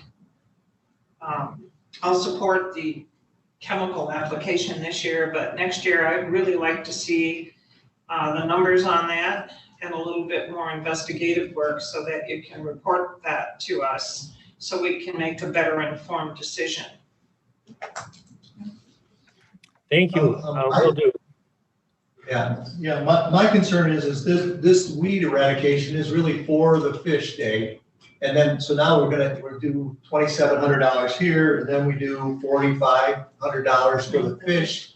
So, I mean, for kids to fish on a day, we're spending over $7,000. And that seems like a lot to me for one kid's fish day. I mean, we could give them all 10 fish and still get out cheaper. But they do fish all summer long. I do know that, They do fish all year. Yeah. So it was one thing when we just bought the fish. It's another thing now when we have to take care of the weeds and now do the fish. And then we're talking about putting a dock out there so that they don't fall in. And I mean, this just keeps growing, So that's just my 2 cents. Anyways. Yeah, I appreciate the point. Yeah, it's something it's a resource that gets used more and more as time goes on. Reports are coming back of kids fishing there all year long. We had, of course, with pandemic, we had a lot of folks out fishing, and a really fine resource for families and kids. Just they can come and they've got 6 kids and 3 of them fish and 3 of them hunt frogs, and they can use the playground and run around, and mom and dad or mom or just mom or just grandpa can sit there and have a wonderful resource and a wonderful outdoor experience for the kids. Pond fishing for kids in the area and in the state is something that's disappearing. To have this facility available to kids and families is a phenomenal thing. I think every penny is very well spent, and I do appreciate how much it is. It really is a chunk, but I'm feeling pretty darn good about it, and I'm really glad for the support of the board. Okay. All those in favor, please raise your hand. All those opposed, same sign. The motion passes 6-0. Thank you for that. Thank you, Steve. Thank you very much. Thank you. So then that brings us to the prosecuting attorney.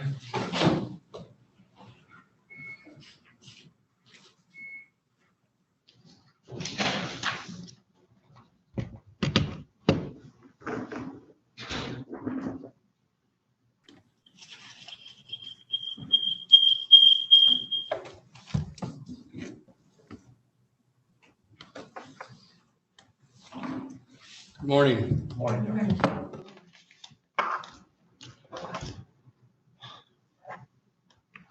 Well, I'm appearing before the board, asking for to be able to access my budget to give a well-deserved salary increase to my assistant, Kristen.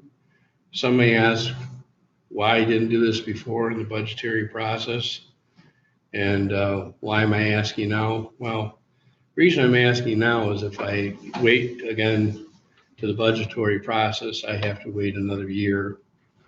And what became apparent to me this fall, after our budget was already submitted, was the efforts that my assistant made in helping my office, also the sheriff, also other offices, in getting access to equipment.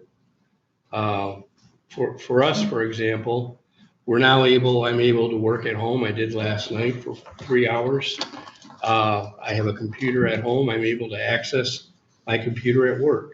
I can download files. I can look at all my files. I don't have to be trudging files back and forth from work. I was able to work this weekend on a file. That's just fantastic. It's made our office a lot more efficient, and the person responsible for setting all that is sitting next to me. And I thought, in looking at my budget and the fact that over the years I've never been over budget, there's money in my budget to reward them for these type of efforts. I think you saw when we did our update, the type of trial material we can put together. And with that, I know Tristan has a presentation, so I'm just making a preliminary statement in support of my request. Thank you. Just to kind of do some comparisons, I looked at 8 different, Joe asked me to do this, so I looked at 8 different counties with similar populations. I gave both a range of pay, which was $45,000 to $75,800, and then the average pay. There was also a top range, and the average of the top range, meaning non-starting people and non-chief assistant people, was $68,089. That was from 2019 or 2020. No, 2019. In 2020, the salary range was, or my salary was $59,376. I do have 6 years of experience now. Also, the housing costs of Leelanau for those places on average was 11% higher, and I've shown the particular counties that are related population-wise. As also by the numbers, the prosecutor's been under budget for the last 5 years. It's been an average of $15,000. In the last 2 years, it was $17,000. We wanted to do a short-term and long-term so you could see the effects of COVID as well for the change. The different budget places that it can be redistributed is contractual services. There's intern for $6,300. There's education. Now this is a portion or the full portion of that particular line item. So for the intern, that's the full line item. For operating or office and operating supplies, that's a portion of the budget, as well as education and travel. I just put copy machine rental because I saw we were under, even though I know that does come from the county and that's not necessarily something that we have any control over. A couple of different things that's, I would say, unique. The forensic computer analysis, which I told you about last time, the Deputy Banky and myself ranked number 100 globally. We were also on the, not sure why that did that. The National Computer Forensic Institute actually is going to have me back probably in May. They pay for that 100%, and it's the advanced portion. Very few prosecutors can go to that. I do kind of whatever's needed. I feel like sometimes people say it's not my job, I'm not going to do it. My job, in my opinion, is to do whatever I'm asked to do. Doesn't matter what it is. Just a couple other things. A defense attorney kept me on again for a live trial offense because I'm so fair and he knew I do a good job, which is, I would say, very unique among prosecutors. When I speak with defense attorneys, they know that I'm going to be fair. And if I do this and hopefully do this for the remainder of my days, I think that's kind of a unique position to have. I'm going to go on to kind of some things that I do that aren't required of me, but that I do also. I'm the chair. I am the chair and was the vice chair of the Community Corrections Advisory Board. They have kept me on almost a year and a half beyond my termination time because of COVID and because through a special vote that allowed me to stay on longer. The computer grant for $16,000 is what Joe was talking about. Also, district court, I know, has utilized those computers extensively. Cindy was originally quarantined. She's been quarantined twice, and I know that Noreen was quarantined, and because of those grants that they had, they were able to continue operations, and so the court didn't have to stop for a whole week. And then I brought to the attention of Steve Morgan the COVID funds and how to do it, and he specifically said without me they wouldn't have even done that. So last year I brought in about $51,000 for those grants. I help other counties on a regular basis. I've worked with the FBI and the AG for their particular trials. I've worked with on drug cases. I've worked on fatals in another county, and they know that they can call me if they have questions, and I'm more than happy to spend my own personal time as well to do these things. I take documents home and work on them. I do safety lectures to middle and high school students. We just did one at we did two at Glen Lake recently. We're writing prevention scam articles for the senior services. Senior services says they've received some really good feedback that those have been appreciated.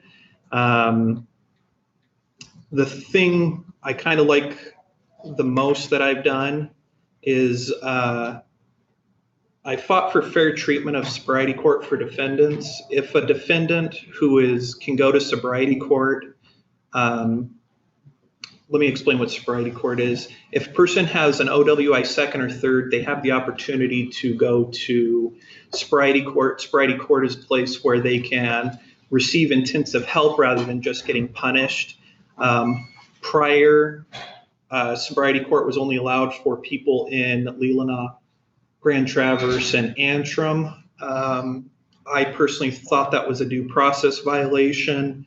With the defense attorney, we fought in order to get this accessible to other people. And we were able to get it for the defendant's client downstate. He successfully accomplished it, and it was a huge help in his life. And so this is the ask that Joe is asking for. Right now, my salary, this was received prepared by Jennifer Zawicki.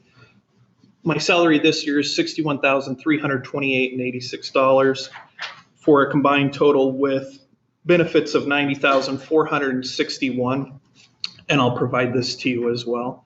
The salary that we're asking for, it increases. It looked like it was a little more than I anticipated at 70,236.66 for a grand total of 100,903.12. The difference is right around an additional $1,500 for benefits, and so it's about 10% increase total with those benefits.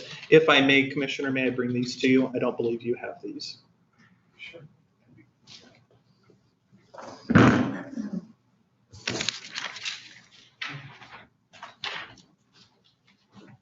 You only have one copy of it? I do. I received it recently, but I can also email it, and I can. I'll just pass it along. Thank you. I just looked at it and I can look at it too.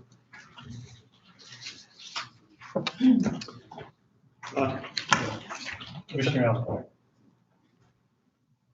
I really commend you for all that you've added to our county and to our prosecutor's office. I'm glad you're here and I want you to stay. It sounds like our prosecutor would love to know that you are making enough of a living to stay here. So I would sure support this. Thank you. I appreciate that. As a commissioner, I would like to feel that we are supporting our people, they can afford to live here, that we're good to our people. Thank you, Commissioner. I guess I would add, I'm no spring chicken here. I'm going to be, I'll be at this job for at least another term, maybe a little more. But sooner or later, I'll be riding off into the sunset. And I've talked to Tristan, and he's talked to some people in law enforcement about succeeding me. And in order for that to happen, I need to keep him. I mean, he's been offered jobs by other law firms, by other prosecutors, and he's chose to stay here because he likes it. I think we invest a lot in this county in buildings and infrastructure, and I think this is a legitimate investment in a person. And I'm adopting some of the comments made by Commissioner Algeyer, and that's, I wouldn't be here if I didn't believe in him and believe in my cause. You threw Thank the screen so I can see. Yes, sir. Let me, I'll stop screen sharing. No, thank you. I appreciate you letting me know. Commissioner Wesson. Yes, thank you. I appreciate the presentation, and Tristan, indeed, we're fortunate to have you. I have a concern, and the concern is that I think we have problems if we take individual requests for salary adjustments outside of a formal review process where we look at all non-union positions. I think it's been 20-some years since we've reviewed salaries of non-union staff, and I think we ought to do that. But despite the fact that we're sure fortunate to have you, I'm just not very comfortable with making a mid-year adjustment for a staff person because I think it's potential for issues with other staff members. So I am not going to support this at this time.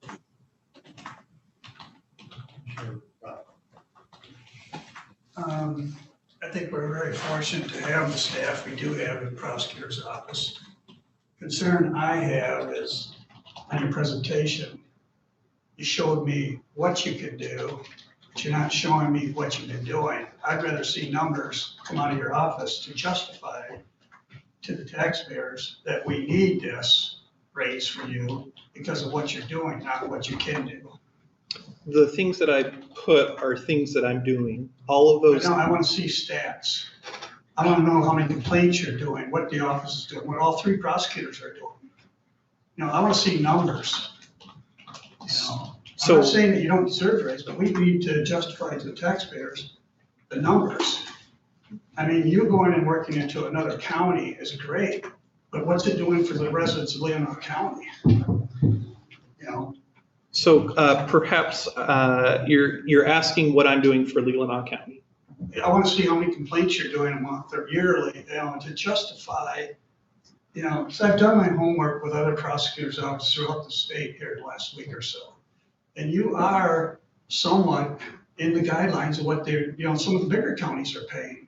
But the one thing that you have that no one realizes here is you have the good retirement. You have good health benefits. A lot of these other prosecutors are getting 401s. They're getting benefits, health benefits that they got to pay a huge deductible. So on one end, your pay may not be up there where it should be, but your benefit package is up there. Which is why I included that and explained that up front. But I'm not against you or trying to justify for you to get a raise. I just want to see numbers out of your office. Like I said, it's a great presentation, but it doesn't say numbers. And I think we need to see numbers, what you're doing every day or every month. We don't need to know cases, but just the numbers you're working to justify. We're a small county with 3 prosecutors. We don't see that very often. Usually it's 1 or 2. Actually, all the counties that I looked at, they had the same amount of prosecutors, they had combined either 1 additional staff or, let me start over. They had the same number of people in their office, whether it be the same number of prosecutors or they had 1 additional staff with only 2 prosecutors. Some of them also had county specific attorneys, in the sense that they were in the prosecutor's office and they were also doing the county work as well. This is similar to like Grand Traverse County, where they have people like Kit Tholen, who is doing county work, but he is also in the prosecutor's office, so they do both things. So all the counties that I represented on there have the same number of staff in their office, whether it be a part-time prosecutor, part-time county, or they had additional staff members on the administrative side that would be aides in like motion practice and other things like that, like legal secretaries, people that are doing some of the research and things of that nature. So the size is the same essentially as all those other offices for which I put forward. Okay, I guess the other concern I have too is, the $8,900 you take out of your copy machine and whatever Prosecutor Hubble mentioned in there. What happens between now and January 1st if something goes wrong and you need that item? We used it up on your wages. So the majority is from the internship, which is $6,300, and that is something that is not being used. It hasn't been used since I was an intern here. During that time, there's been, as I showed, we've been under budget on all those things. The primary ones that we can stay under easily is travel. On the EDS, it shows the specific amounts that we are pulling from. On the slideshow, I showed where the money was left over, not where we were necessarily pulling it from, just as kind of an example. But if you look on the EDS, it shows essentially what I did is I took half of what is the normal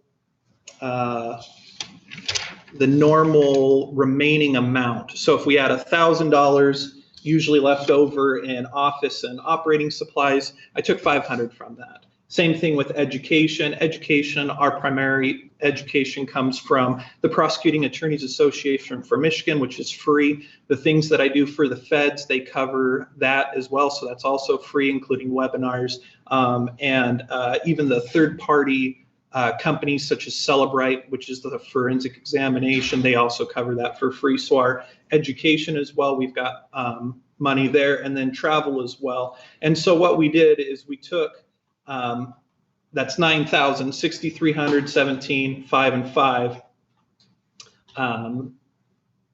And essentially can shift that easy to the amount that we're requesting. So of course, at this time, I didn't put in the additional $1,400 or $1,500 for the benefits package that is increased. But as for and again, there's still additional in general, we're $15,000 under budget every year.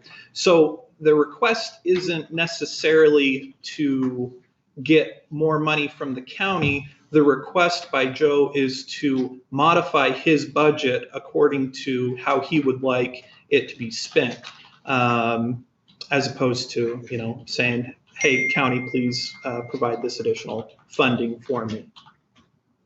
Okay, now I understand.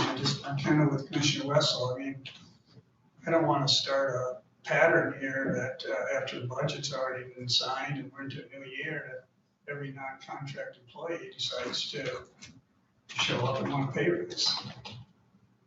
So I believe besides the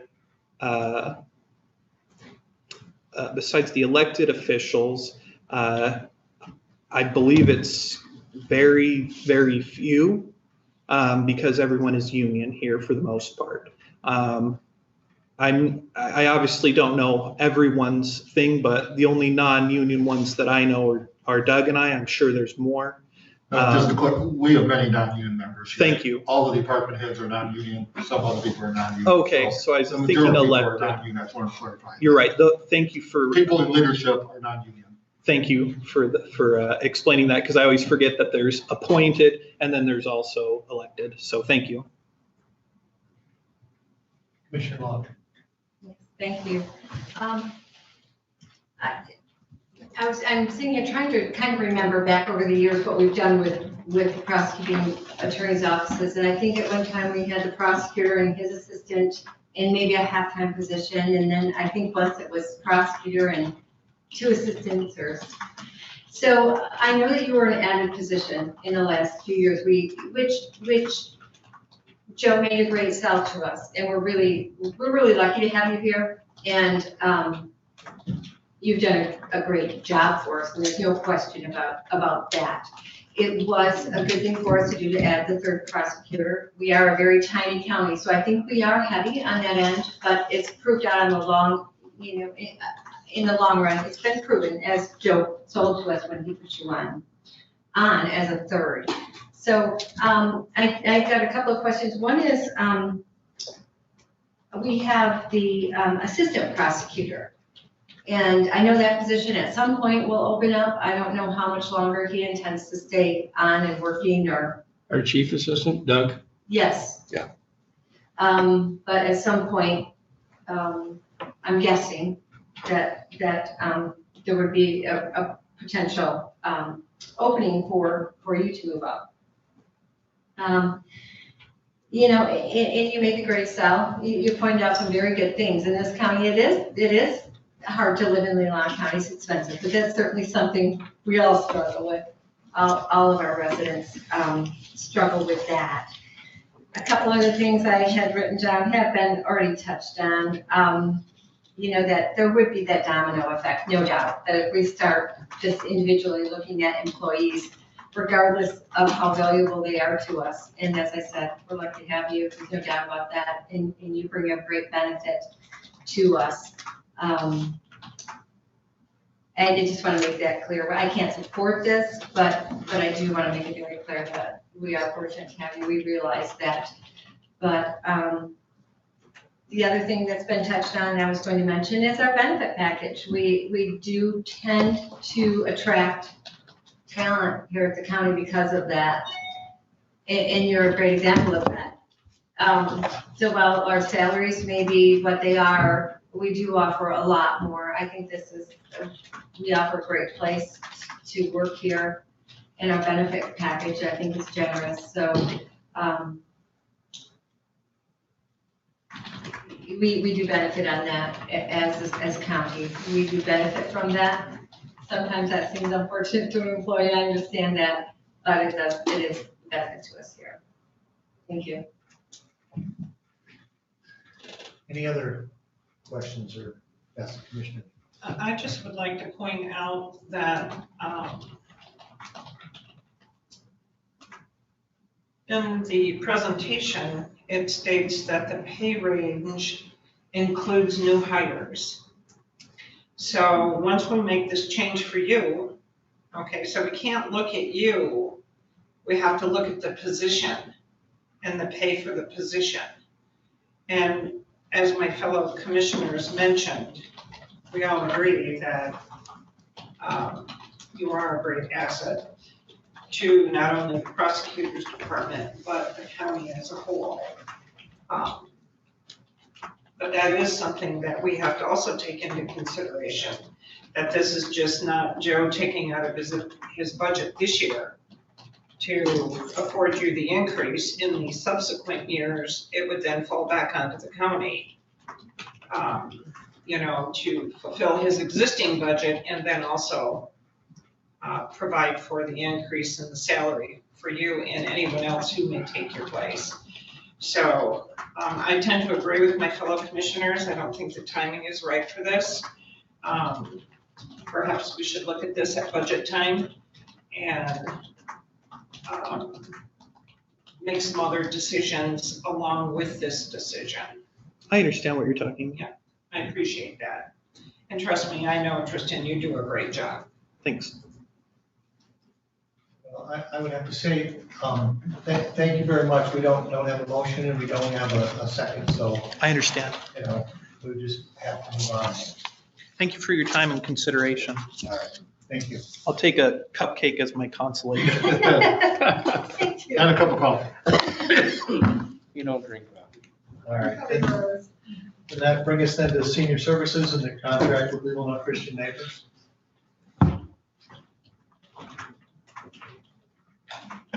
Go over to April. No, I was gonna get the next person on the agenda. You can have a cupcake too. She can have a cupcake while she's waiting. Yeah, no, she can go right ahead, Lo. Okay, so I have, I know it was, the contract was submitted to, You're really Oh, hard to I'm hear. sorry. For some reason, this microphone isn't picking up real well. is that better? Yeah. Okay, here, I can scoot over too. Okay. It's not up there. Okay. What if the microphone was closer? No, Well, no. it's actually not up there. That's the Zoom microphone. The Oh, microphone no, is- we can't hear. That's why you can't hear. Well, if you speak up, we can hear you. Okay. On the floor. Oh, why don't we fix that? To get feedback. That's what Yeah. it's being broadcast, so you have nothing with feedback. Yeah. Oh. So you just have to speak longer. Okay. Okay. So I come before you to ask permission to enter into a contract with Leelanau Christian Neighbors in accordance with the Grand Traverse Van, the 2% allocation of which for $26,600. I know Laurel submitted this to legal counsel, but I have not received a contract back at this time. So the contract would be beginning. Well, hopefully it would be April 1st and then for the year. I guess at this time, then we could move it forward till next week and hopefully we'll have the contract by then. Okay. That's what we're gonna recommend. We Okay. thought we have it today, but we don't. Yeah. Okay. My question is, if this is going through senior services, is this ministry only going to be serviced with those 60 and older? Correct. So the money, it went through our office, so the money would be allocated for food and financial assistance for seniors, 60 and over. Okay. Any other questions or statements? I think we did. Go ahead. Did we ask for some numbers or a report from them or through you? Like, I'm trying to remember, some numbers, some statistics? You have not requested anything as of late. The last time we had a contract with Leelanau Christian Neighbors for this, the same kind of financial assistance and food was in 2018. I do have a report from then. I don't know if you would like that or. No, something more recent would be much. Okay. That's the last year we received the partnership. That's the last time. Yeah. Commissioner Alpine. So, does the funding for the unmet needs come out of this money? I was really happy to see in the reports all of the expenditures for unmet needs to help people in need. Does that come from this money? It does not come from this money. So this money would be additional dollars that would come out of Leelanau Christian Neighbors. So it might be reaching people that maybe have not come through my office that have financial needs. Okay, good. I'm very happy to see that money being helped. I worked in emergency needs for a while. And it's hard for people to come and ask for money. It's very hard. Yep. When they do come, they truly, truly need the help and are grateful. Yes, we find that frequently that there's a resistance to asking for help, and it takes a lot of encouragement sometimes to get them to accept. Yeah. Do we have a motion to move this forward? Move it forward to Yeah. Tuesday? Yeah. So move. Support. Any other questions or statements? Okay, all those in favor, please raise your hand. All those opposed, the same sign. So the motion passes 5-1. So my second item is I am seeking approval to accept a contribution from Area Agency on Aging for the MIPA Beneficiary Outreach Assistance for a total of $680. Commissioner Rushton. I would move to recommend to allow Leelanau County Senior Services to accept a contribution from the Area Agency on Aging of Northwest Michigan for providing seniors with MIPA Beneficiary Outreach Assistance totaling $680 and placed into Leelanau Senior Services contributions from other agencies account ending in 677.000. Support. All those in favor, please raise your hand. All those opposed, the same sign. The motion passes 6-0. Thank you very much, April. Yeah. All right, so then that brings us to septic records, the pilot program update. I've asked Rob Herman to join us once again. This Thank is you, his, Rob. I think, third straight month here. Third straight Giving month. us update. And just want to thank you, Rob, for all your efforts on this. Of course. And last month, we talked about what Rob has done in the previous months. And what Rob suggested that he could do without a great deal of efforts is take the well systems and come up with some maps. And he actually has 2 maps that he came up with. All of you were emailed last week, but Rob, you want to just review that? Sure, yep. This kind of puts an end to Rob's involvement with the project.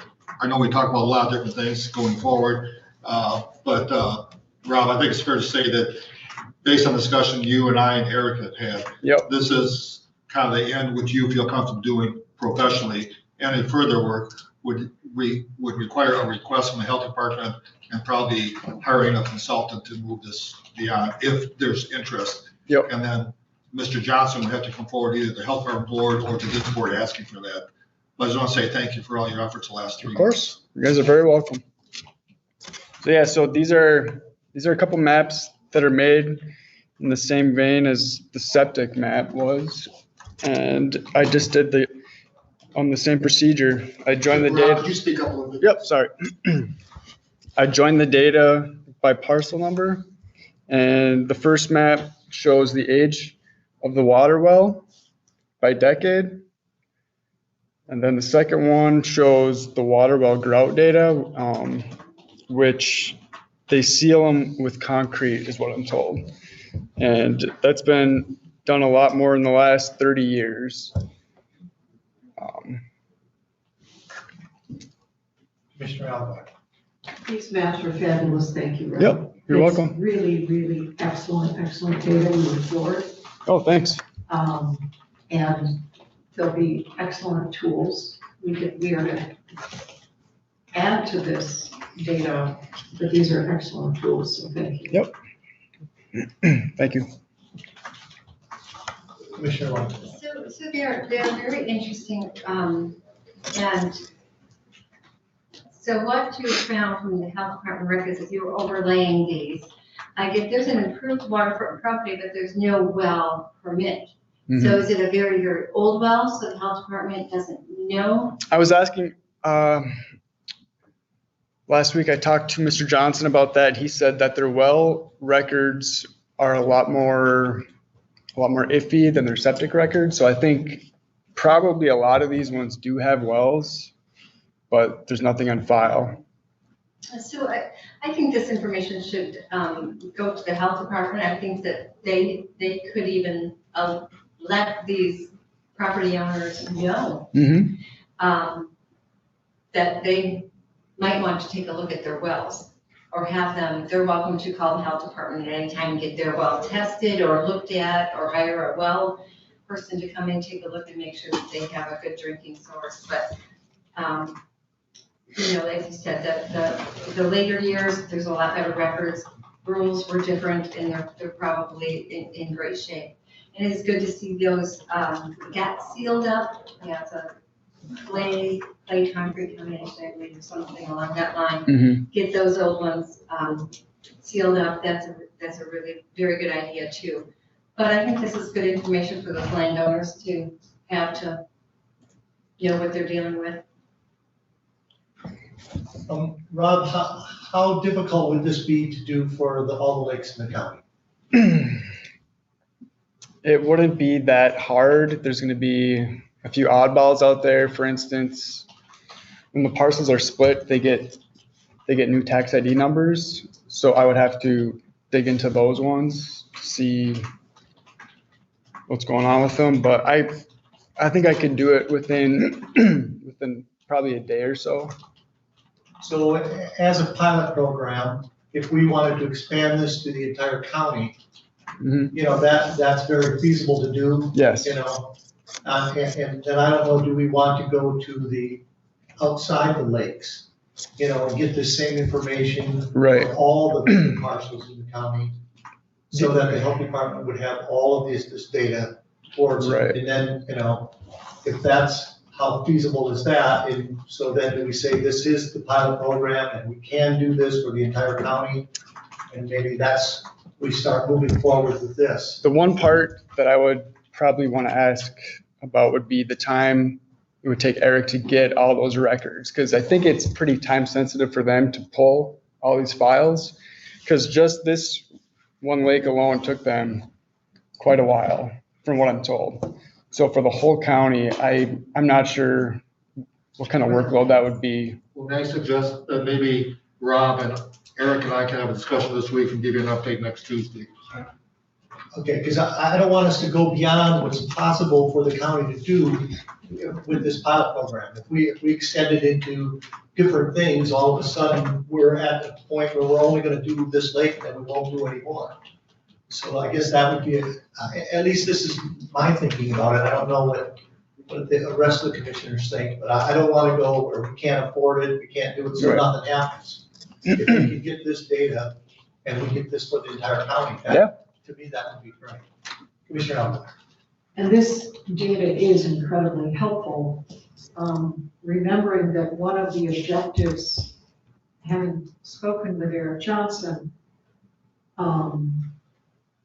when and hopefully we're able to actually test out some of these sites to see if there is well or lake water contamination, it will help define parameters that then would be really helpful for people in the rest of the county.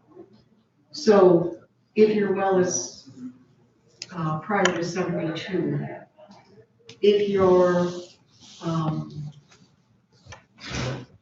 situated so that your isolation distance for your septic perhaps may be being violated, just establish criteria, test those out, see if that is, yeah, boy, there is contamination when these criteria are present. That will be really helpful too. So then maybe you don't have to map the whole county, but you've got tested criteria and parameters.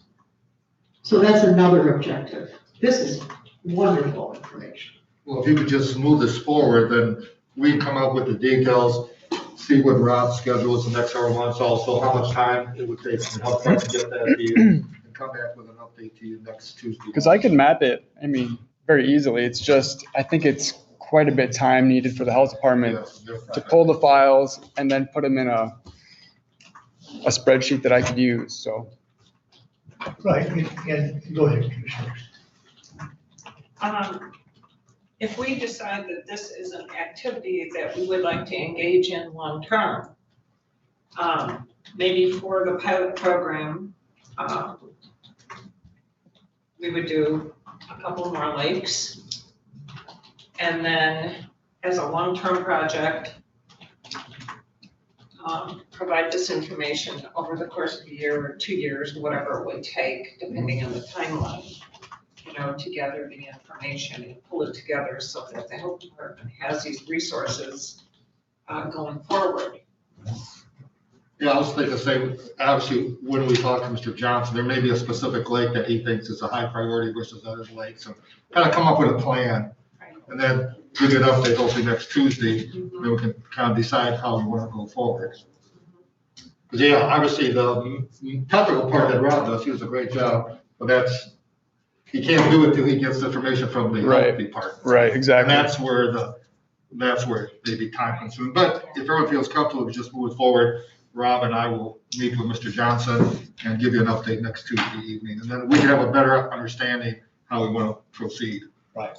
It'll give the health department the tools to work with, to update their systems, their files, and, if there's problems out there, they can be identified. And how they're going to communicate with these people so that they can begin to take care of their issues if they have them, that they may not have been aware they did. And I know they want to take care of them if they do. So, yeah, okay. Well, my well is about 4 months old now. And permitted. I just want to let you know.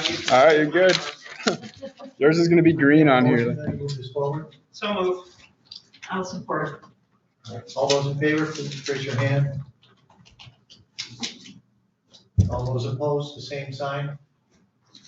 Motion passes 6-0. Thank you, Rob. Yep, thanks, Thank you guys. very much. Yep. Then electronic cellular device. Yeah, I would just give a brief overview that I did talk to Attorney Matt Norford. He did confirm my comments from last month that any text message or email sent from any electronic device during a board meeting could be foilable and also could be a potential violation of the Open Meetings Act. He would strongly encourage board members not to text, email, or message individuals during board meetings, because even if it's on your private phone or your private computer or iPad, it is potentially foilable. And it is potentially, if you're dealing with other commissioners, potentially a violation of the Open Meetings Act. So he has strong opinions of that. Also, as you see in your package, we actually do have a phone policy, electronic cellular phone device policy that was passed in 2013. That's included in your package. You also have an email from Mr. Norford on what we could add to our board rules and regulations going forward. Any questions or statements or? I guess we'll leave it the same then as it is.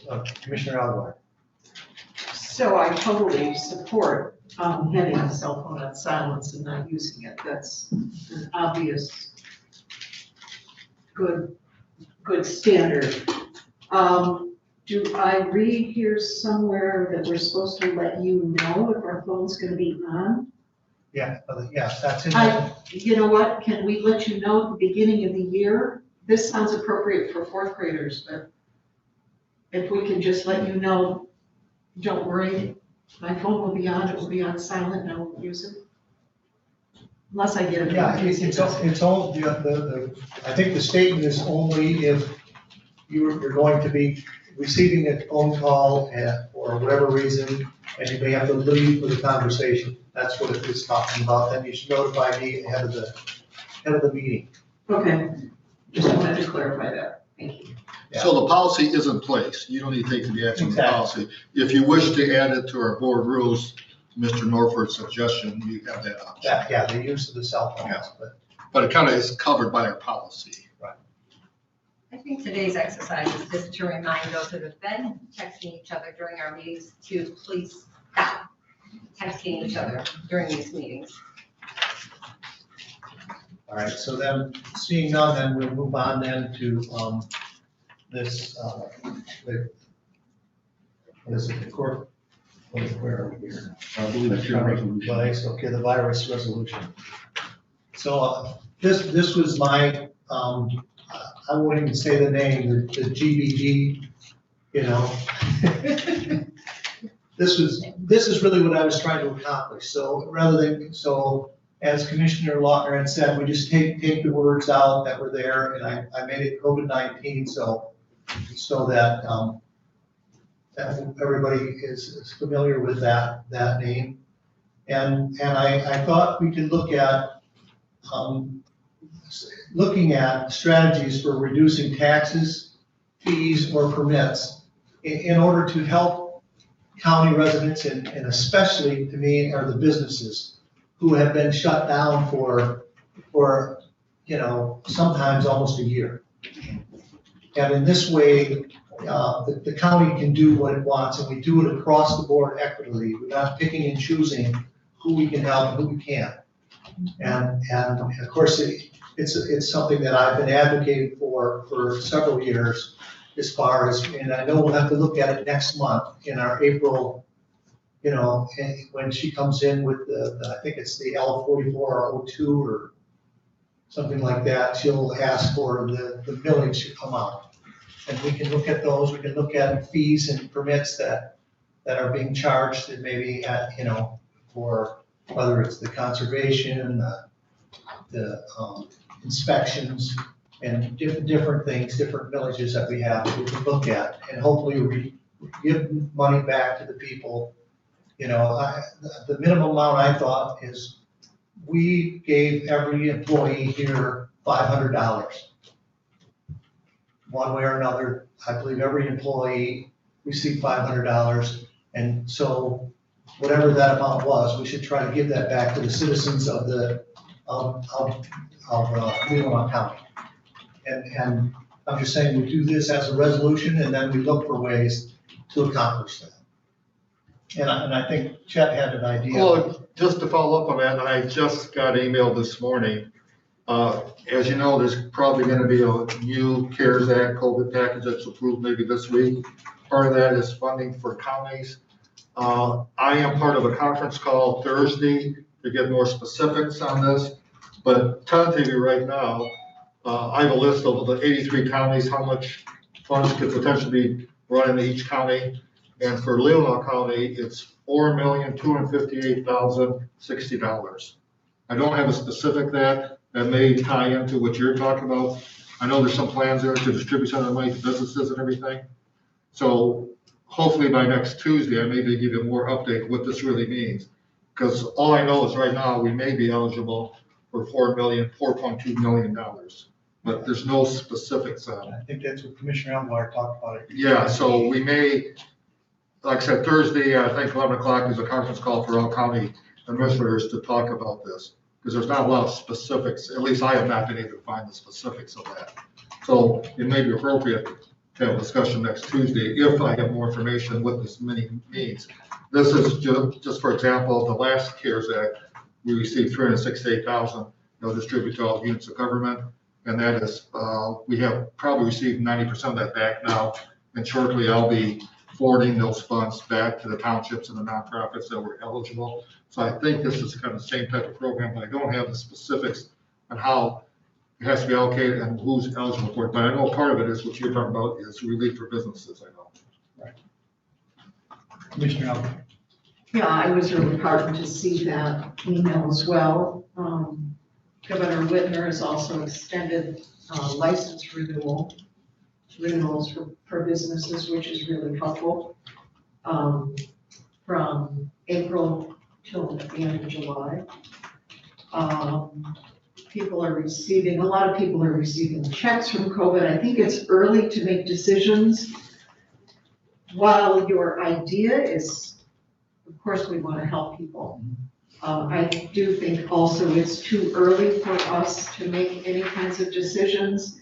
And I sure would hope that at the end of this, we would not decrease any of the services we can offer to people.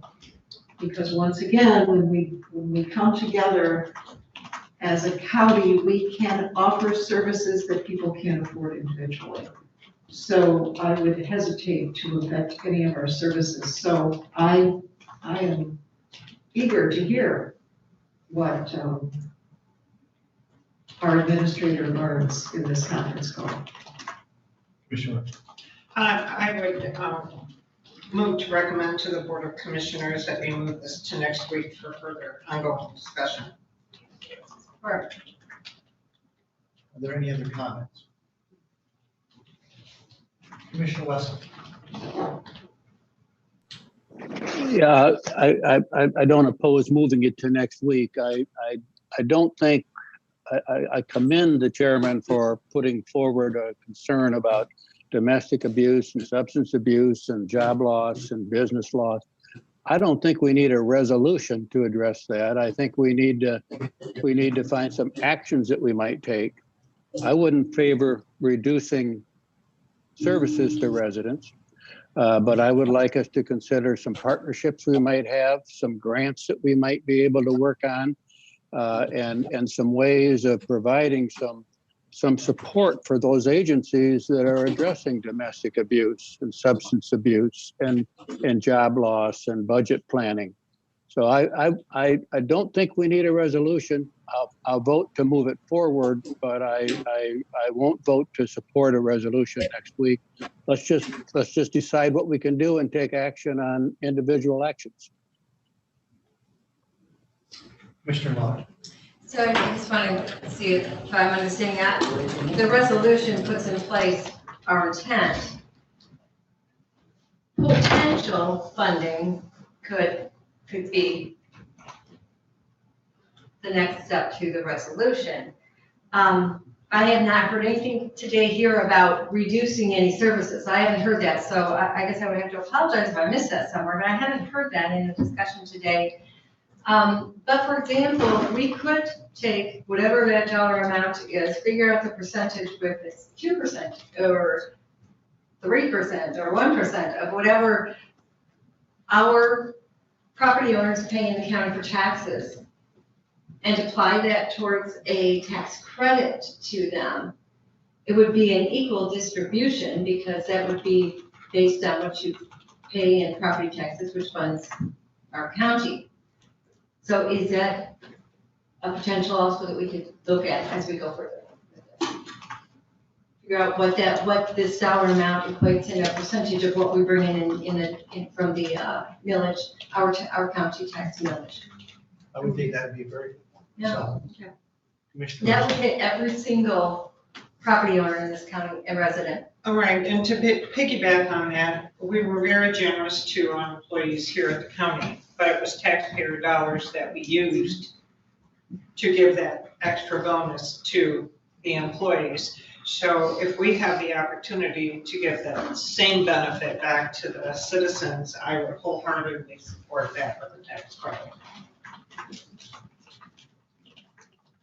It would be exciting to find out what our options are. Exactly. So this is just to move this forward to next week. All those in favor, please raise your hand. All those opposed, the same sign. The motion passes 6-0. Thank you very much for that. So then that would bring us then to administration in the Leelanau District Health Yeah, Department. I would recommend we just hold off taking any action on this because of all the federal dollars coming in. There may be some dollars. Originally, we talked about trying to get them assistance for personnel with the vaccination. They are, they said thank you very much, but they have enough support there. They do have federal money coming in. So the way I left it with the health department is let's just see what happens when we get through this process. Obviously, before we talked about this, we didn't know there was going to be another CARES Act package coming forward. There is some funding in there for COVID vaccination, everything. So I would say we just hold off doing anything. Let's wait to see where we are. At some point, I'll contact the health department and see where they are financially. because many of their resources have been through the federal funding and everything. So I think that now we just hold off, not take any actions. If there is a request, if there's a need, then I'll put it back on the agenda, because we'll talk about this every month. Right. But I don't want to rush into anything, and the health department doesn't want to rush into anything either. So I would say we just move on. I'll keep you updated.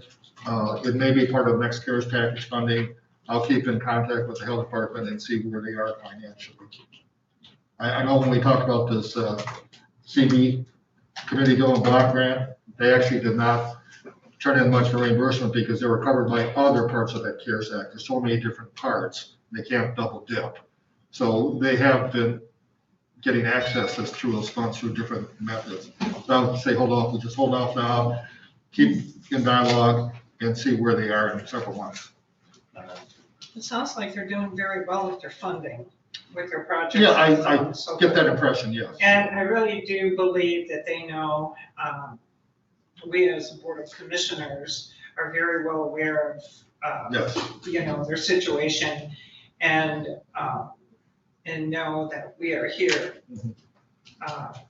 to help them serve the citizens of our community and their needs. So I don't know that this is something that needs to be on the agenda. No, I would say we'll just wait till until I have a proposal.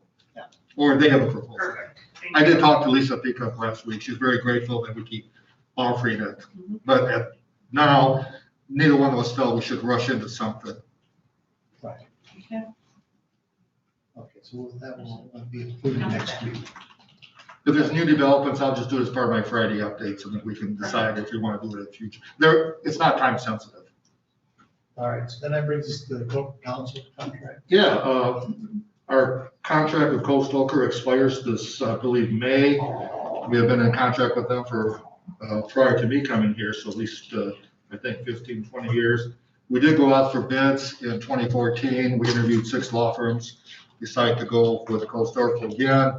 Since that time, we have renewed it, I think 2 different times. I've had some discussion with Mr. Cole, but I said I don't want to make any commitments or have any further dialogue until I got feedback from you. If, in the past 2 cycles, you've asked me to negotiate with them for a fee, and then I would bring it back and you could decide whether to accept or go out for bids. Or you could tell me right now that you definitely want to go out for bids. So I'm looking for input on how you I like know to the last proceed. time we went out for bids, that one of the firms offered to take me to a Yankees-Tigers game, so, Wow. you know. Put it out for bid again, right? But you didn't go. No, I didn't go. Well, Mr. Cole Stoker, Mr. Cole and Mr. Stoker offered to take you to the Leelanau St. Mary's baseball game. If you'd like to go. What Mr. Price at his pants. First prize? Yeah. Oh, he's going, I'm sorry. Oh, he left. So I guess I'm looking for input. Do you wish to me to negotiate a proposal with Coastal Oker, or do you wish to go out for bids? I thought the last time we had done a multi-year contract, or this, and that's just the end of it Yeah, already? it's already expired, yeah. Oh, okay. I mean, I would just assume that we stick with him and him, let him negotiate a contract for us. I really do like working with them.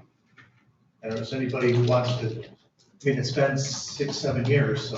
2014. Right. What was the contract length last time? Was it 2 2 years? years. 2 years? Yeah. Goes by quickly. So if it's a 2-year contract, what about a 3-year contract? Well, let me talk. If you like me to negotiate, I'll come back with different options for you. I would kind of like to see their contract fall in the middle of an election cycle, as opposed to a new election cycle. As you probably know, many counties in the state use Coastal Oker. That's what their specialty is. They're certainly experts, yeah, this were, definitely, I think renegotiate, bring that back to us, I think, for now, and see possibly about 3 years I'm from now. confident if you wish to do that, I can give you a proposal by next Tuesday. They're the experts. If you just want to move it forward. Question on that. I'd really like to know on a 3-year contract, I've for the had- reasons I stated. I've had dialogue with Mr. Yeah. Cole about that. We have a motion to move this forward to next week. So moved. I'll support. All those in favor, please raise your hand. All those opposed, the same sign. Motion passes 6-0. Okay, thank you. Thank you. And I'll proceed with the goal of having the proposal to you by next Tuesday. Now we come to the iPad. Yeah, we had a brief discussion last month about this. The iPads you have vary from 7 to 4 years because you can purchase at different times. Some of the apps now are no longer being accepted on the older iPads. Commissioner Wussel brought up the fact he has an iPad Air that he's very pleased with.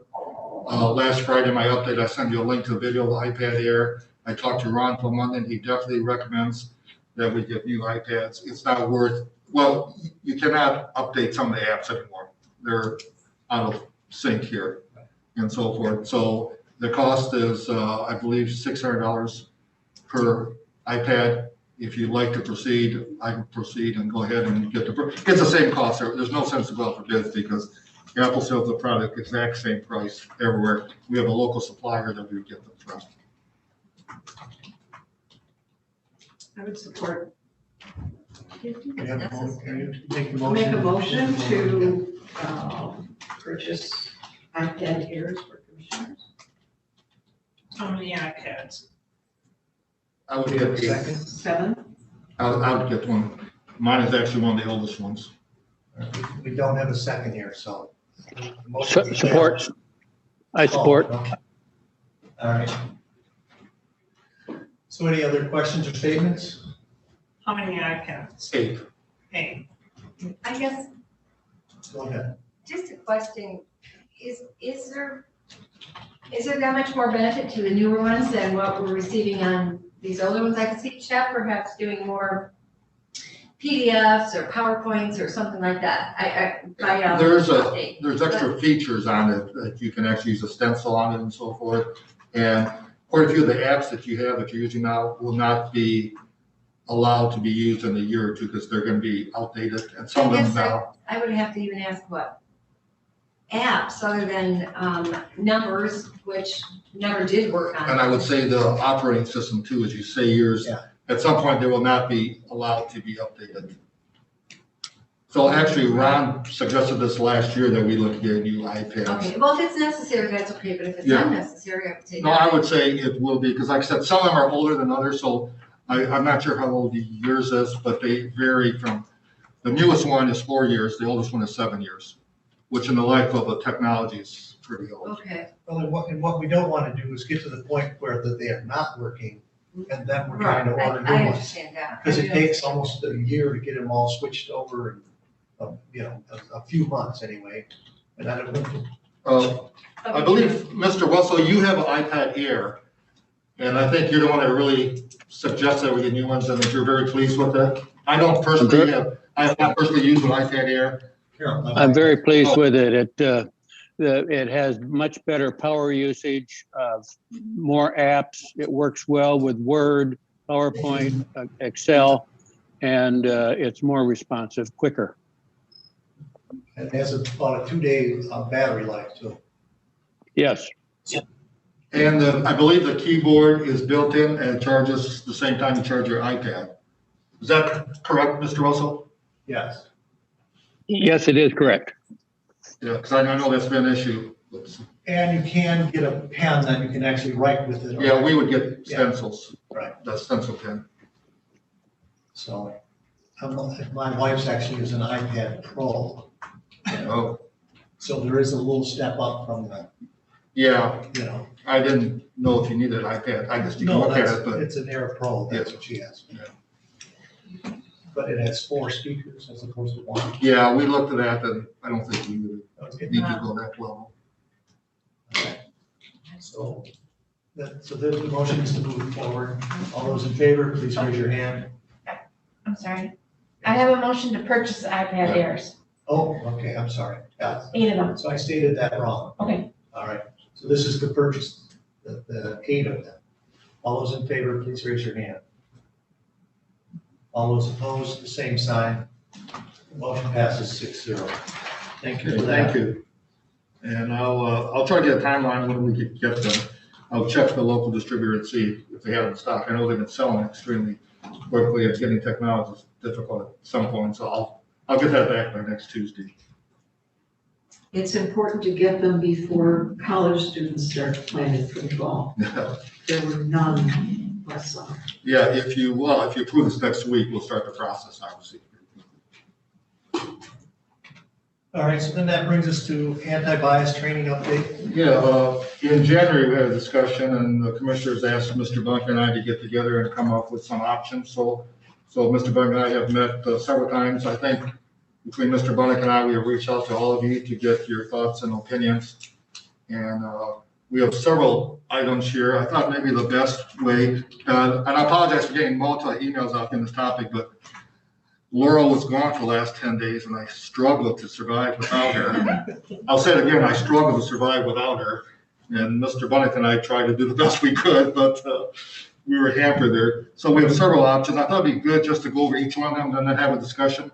So the first proposal is, I believe we have Betsy Williams on. Yes, she is on there. Each of you were mailed a proposal from Betsy that's put together. Most of you know Betsy Williams. She has been to our board meeting quite a few times since 2012, offering professional development opportunities for our employees. And so Betsy and I and Mr. Bunnick talked last week one day, and we thought we'd start with you, Betsy. And thank you for waiting, and then we can review the other options after Betsy gets done. So Betsy, go. Sure, thank you. Thank you for having me. I appreciate it. And as you said, Chet, it has truthfully been an honor for us to work with you for the past, since 2011. Really, I went back and looked at some records. And what we have done is that we have done a lot of different trainings based on the needs that you have at the time. So we have done topics such as Adobe training, Excel, Word. We also did a great leadership series that focused in on communication, customer service, as well as Get More Done, what it means to be lean in government. So again, topics that really resonate with your staff. When we talked about the Get More Done, it was about being more productive. We also did some personality assessments through DISC. And again, this has always been professional development.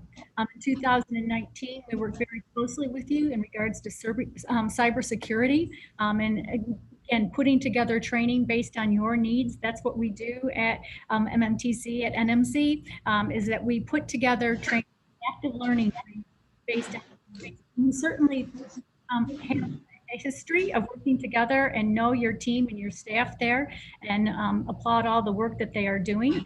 I've been on for a while, so supporting people and supporting your staff I know is very important to you. And we feel that one way to do that is through professional development. That's why this year, in regards to looking at what the needs are and talking with Chet and others and really listening, is that it's really about belonging at work and really diversity in the workplace. And so what we're recommending is awareness training.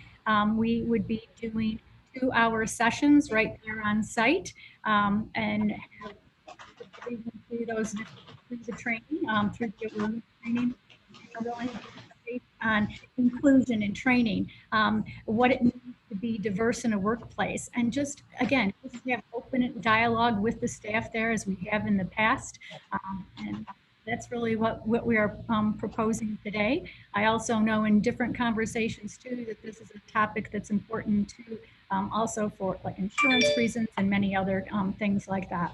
But certainly know that belonging at work is very important, and we are here to assist and would love the opportunity to again continue to be your source for professional development. Thank you. All right. Well, thank you, Betsy. And maybe we should review the other ones and then open up for questions. That makes sense? Yeah. Okay. Also, in addition to that, Mr. Buck and I reached out to Matt Norford last week, and I believe it was Commissioner Robbins and Commissioner Bunnick that had some discussions, found some policies in place, I think from Kalamazoo County and so forth that you suggested. We met that, and I called Mr. Norford, and it turns out that Coast Oaker actually wrote those policies for Kalamazoo County and for many counties. And so I was hoping to have it earlier, but yesterday around 5 o'clock, Matt forwarded to me an email that I passed on to all of you, and I think you may have copies in front of you because I know it was late yesterday. I don't have a chance to look at it. But he has developed a complete policy. It's called County of Leelanau Title 6, non-discrimination policy, plan, and compliance procedures. So it's a very detailed report here. And I know you just may have not seen this, because I think I opened it at 7 o'clock last night, forwarded to you very late. So I'm assuming some of you have not had a chance to look at it. But it's what Mr. Norford is recommending. I think it covers what Mr. Bunnick and Mr. Robbins were suggesting. And this put us in compliance with also with Title IV. So it's much greater than just the non-discrimination policy. Puts us in compliance with the federal Title VI, not 4, Title VI recommendation. Like I said, I have not personally reviewed this in great length. I got this last night, kind of glanced at it. So this is another option of things that we can do. And we probably should have done this even without the controversy, have a policy like this in place anyway. And then Mr. Bunnick and Mr. Robbins came up with a statement, I believe, from Kalamazoo County Non-Discrimination Station that they have posted in all of their departments and offices. And that was written by Cole Stoker, which is part of this policy also. So we did that. In terms of professional development, Mr. Bunnick, I believe you did quite a bit of research, so thank you for that. In terms of other professional development opportunities, and you found, I believe, 2 sets of DVDs, and you want to speak on those? Yeah, well, there's 2 sets of DVDs that talk about discrimination, about hazard or harassment, and then there's one online. Yeah. Here's the one, workplace. Right, this, and of the 3, the one that I thought worked the best was the EXO safety, because they divided it down broke it down into separate items, so you could, where the others were much more complete for all different kinds of harassment and safety and everything. EXO actually, and so theirs was much more expensive, but it also was many things that the county didn't, you wouldn't have someone in the office looking at because it's about driving a tractor, where EXO actually has just a DVD for about the office, one for if you're working out in the field, depending on what office they were in, what DVD you would provide for them. And then the price was priced accordingly. Instead of $795, they were $229 or something. So I mean, as I went through those and looked at them, they all seem to give pretty much the same kind of themes, the same kind of scripts, where they had people act it out to show it, and then they would discuss how it was wrong, or and so it could be do that way. And the only one that really that one was online, you would have to watch it on your computer, was that Trailient. Yes. Yeah, and in Trailient, the being online, they change it and they can do it, but it's as every year. But then you would have have to pay to reinvest every year into their new system. You couldn't just buy it once and have it for whenever you wanted to do it. So I just thought if we put a policy in place, and then we have these DVDs, and then each office could do their training when they wanted to, when they get a new employee or whatever they want to do. And if we wanted to post the harassment poster that they had in each office, then that could be done as well. That was the kind of system that I tried to get up, so that we would try to be comprehensive and cover the issues that we need to issue, and put ourselves in compliance. Yeah, I know we're throwing a lot of stuff at you here this morning, and some of it I know you've had a chance to look at. So basically, I would agree with Mr. Norford that we probably should pass this policy and move forward with that. So you can look at that next week. In terms of professional development, you have a combination. You could go through Northwestern Michigan College, offer it live in person here to our employees, the DVDs, the online class that you looked at, and so forth, or a combination of all that. Commissioner Lott. I agree that we should move that policy forward at least till next week. And Will, I think I really like what you said. I like that approach, and that's one I'm going to support. because it's something that we can use over and over and over again. Getting a new employee, it can be used. You need a refresher course, it can be used. And we would own that. And so I really like that idea. I will support that one. Commissioner Wesson. Thank you. I like the Title VI policy that we did receive, and I did read it thoroughly last night. I think it's clear that Title VI relates to discrimination in service. I think we're also missing Title VII, which is more related to diversity in the workforce and affirmative action. And as we consider our Title VI policy, I would also ask that we ask Matt to help us find policy related to Title VII, because I think one of what I heard when we were talking about race last fall was the community would like us to consider ways of diversity in the workforce, make our committees and commissions a little bit more diverse. And so I applaud us proceeding with Title VI. Ask us also to consider Title VII. And then on the training, I like, Will, your idea about a package program. Before we buy, it might be good for the administrator to pull a small group of department heads or staff together and do some review of the options of which one, so that we make sure that we have some input into the appropriateness of the packages we buy.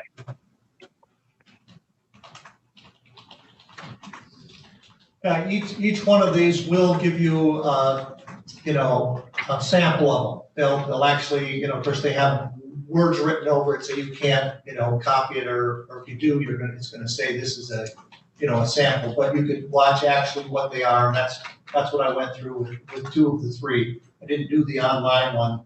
I tried to, but I didn't get to it in time. So, because they had a delay to send it to you. So I can speak with the 2 DVD ones anyway. Commissioner. Since we last talked, I have learned that, talking about DVDs, had the opportunity over the weekend to talk to Sheriff Bensley, and I'm not saying to go there, but I'm saying they're out there. Grand Traverse Sheriff Department already has a free DVD program on racism, anti-racism. And he said he'd more willing to share it with us. And I wouldn't cover the whole county, but maybe it's something that Markovich and they would feel comfortable with, and we can review that. So there's material out there. Well, maybe I suggest is, I know there's a lot of information thrown at you short amount of time. Normally it would have been in the board packet, you have time to look at it, but once again, Laurel, it's just like going on vacation, which probably won't happen again here for a long time. You struggle without her. Should we make a new policy in regards to? That'll be coming up next week, the policy about vacation time for essential employees. No, but let me see if I can get maybe some samples, DVDs. You can check with the sheriff, see if those are specific for law enforcement or for general. Are there any questions for Betsy here? We can look at that option too. I hate to keep Betsy in line, she's been here. Yeah. Is there any questions for Betsy? No. Okay. Thank you very much. And then give us some thought between now and next Tuesday. She wants to make a statement. Oh, I'm sorry. Thank you. I just wanted to also say I've certainly seen all of the DVDs, and those do a good thing. One thing that you have always done that I think I so admire since I've worked with you since 2011 is that you involve your staff. So the DVDs are a great thing. Also about belonging at work and having the conversation, right? And that's something that we can help facilitate. So I think that what you're talking about is great with the DVDs, but what we can do is sort of help tie that all together. So please take note of that as well. And again, thank you for your time, as it's an honor to work with you. Thank you. Thank you very much. And let me check into what Commissioner Whistle said about Title VII. I honestly do not have enough information on it, so I will research that also. Can we just move this forward then? next week. So moved. Did I have a second? I'm waiting. Oh, sorry. You second that, Commissioner Wessel? Okay. All those in favor, please raise your hand.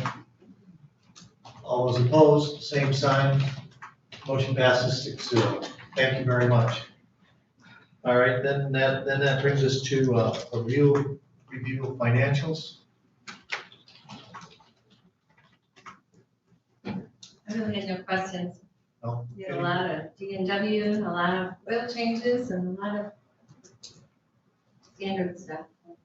I did see, there was one bill for building supplies. Was that the last of the building supplies for the training center in the basement of the jail? We believe so. We marked it that way, but I don't think there was a conversation with Sarah and the sheriff's office on that, but that is where it was marked, so we did put it towards that. Okay, thank you.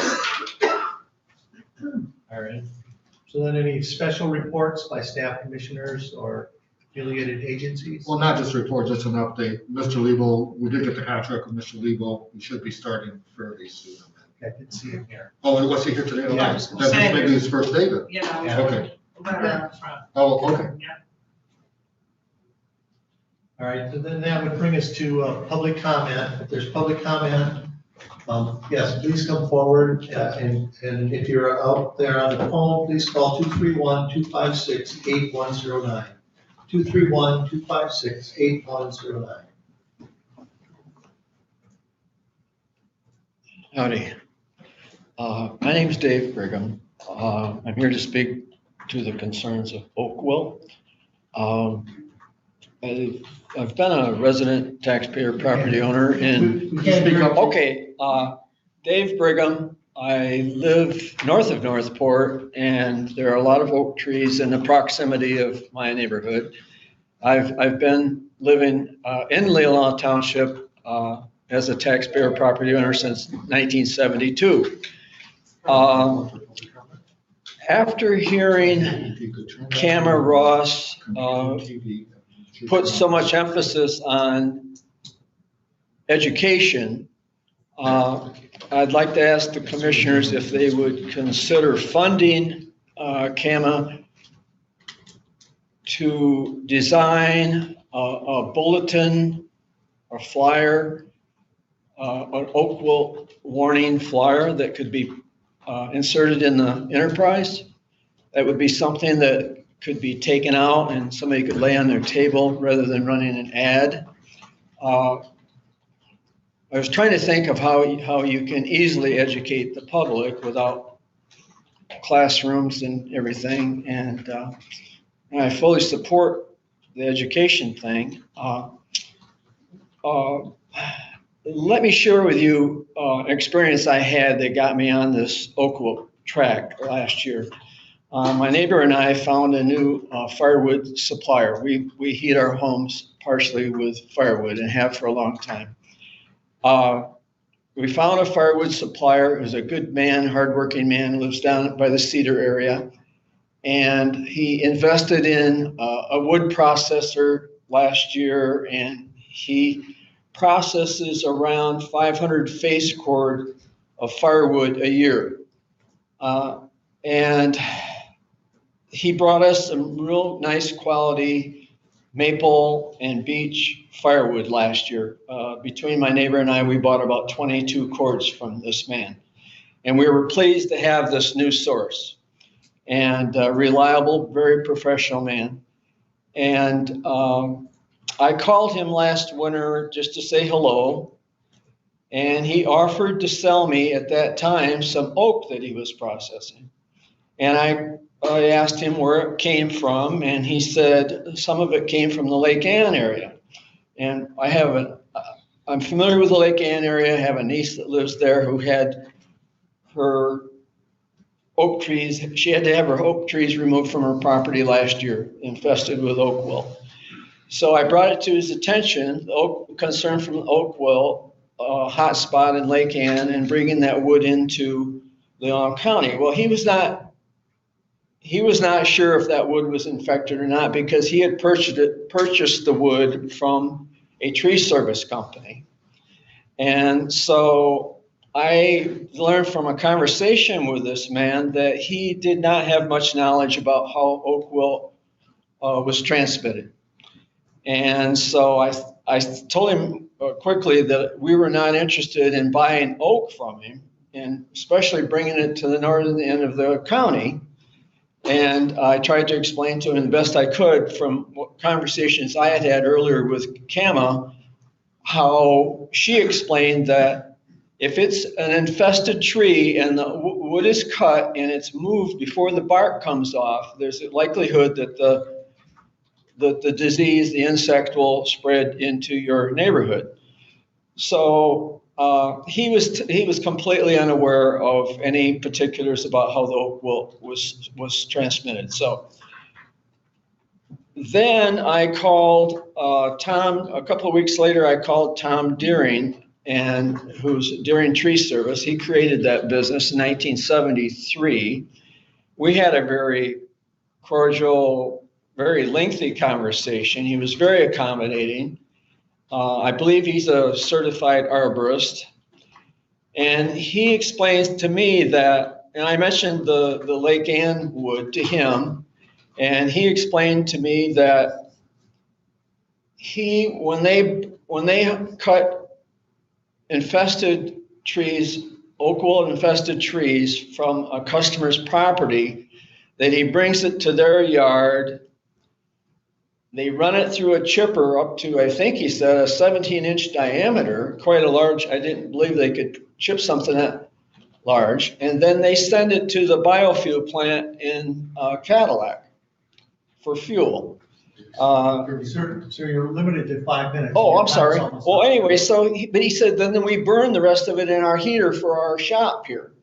So what I believe is the focus is, we have a target focus when it comes to this firewood concern and distributing these schools of firewood into our neighborhoods throughout the county. If we could somehow send information to these, and there's not a whole lot of wood processors in the county, if we could send information to them, that would be really cutting to the quick of it. All right, thank you. Yeah, I appreciate it. Thank you very much. Okay, sir, go ahead, please.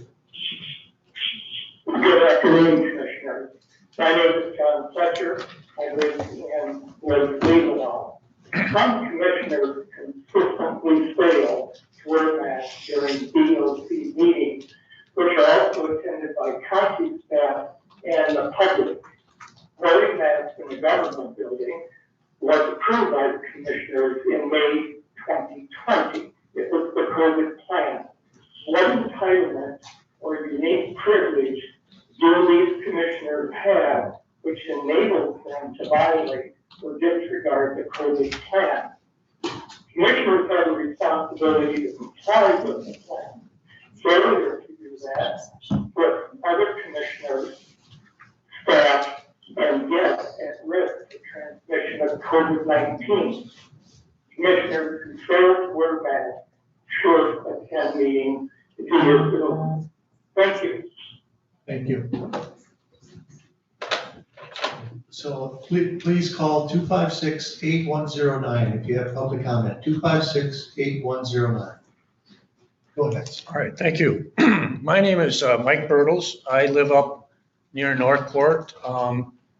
Mr. Brigham is my neighbor, and I'm the person that we buy firewood together on that. We're both very concerned about the oak wilt. I have a suggestion that I would like investigated, and I think CAMA would be the appropriate person to do it. But from my research, the Michigan Department of Agricultural and Rural Development has a program that puts in place pest quarantines to protect plant products produced in Michigan. These quarantines are legal documents issued by the Department of Agriculture that limit the movement of specific plant material into or out of the state or within the state. Currently, they have these quarantines in place for forest pest called hemlock woolly adelgig. I don't know if you're familiar with that. They had one in place for the emerald ash borer, which is now repealed. But I would like to have someone research the possibility of putting a quarantine in place for the oak wilt so it can be managed and tracked. And these commercial operators out there that provide forest products, forest services, are aware of these specific areas that have these oak wilt situations taking place. And it seems to me that the Michigan Department of Agriculture would be an appropriate agency to help establish that if it's appropriate. So I'm thinking if we can have CAMO work on that for us, it would be a benefit. That's all. Thank you. Any other public comment? Seeing none and hearing none, then we would move on then to approval of financials. I don't think we have any amendments or transfers. No. Okay. Commissioner Lautner? Well, I was just going to make one commissioner comment, if I may, before we move. Certainly. Okay. Yeah. Sorry. You know, I just wanted to point out one thing that what is really sad and what's come to my attention today is the problem with not just oak, but we've been addressed before with beech bark disease. We've got maple spotted leaf problems in our county. We've got something attacking the, I'm going to say tamarack. Yes. Thank you. And something's getting into our native pines, and there's a lot of infestation going on out there. So it's not just our oaks. We have a lot of problems. In fact, the last we heard was that I believe the native chestnut tree to date is the only thing that doesn't have some sort of a disease. So it's very sad. It's a big problem, but not when it usually lands on our desk. We do go so far as to hire fund in part the forester that works out of the conservation district office in the basement, and they are working on all of these things. Kama has her budget, and so as I said earlier in the meeting, that we're happy to help fund that position, and she works in the two counties. We, you know, there are other things in other areas too that are problems, and we just as a commission, I don't feel can address all of these. We heard about the spotted wing Drosophila that's just absolutely ravishing the our cherry industry in this county, and then not just cherries, it does raspberries and also sorts of other soft fruits. But we have no way of funding that sort of thing. But fortunately, we have the horticulture research station that does those sort of things through MSU, et cetera. So I just want to say we are fortunate to have agencies working on those sort of things, but that's their areas of expertise in doing that ours. Go ahead. I missed commissioner comments, so thank you for that. Sorry. I would also like to address some of the comments that we've been getting in regards to masks, wearing masks or not wearing masks. Short of wearing an N95 mask, as it was discussed with the health department physician, he agreed cloth masks and these flimsy blue masks that are distributed are really ineffective in protecting. Although when we enter and leave the building, we do put the masks on to make you feel better.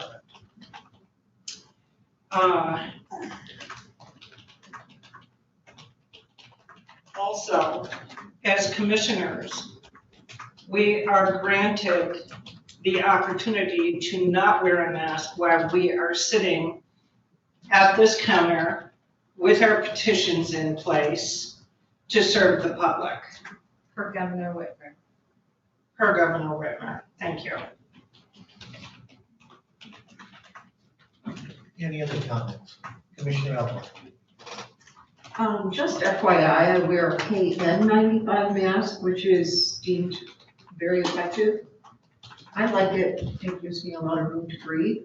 I actually prefer it to cloth masks because it holds. Got a rebreather on it. It stands out, and it's really easy for me to breathe with this.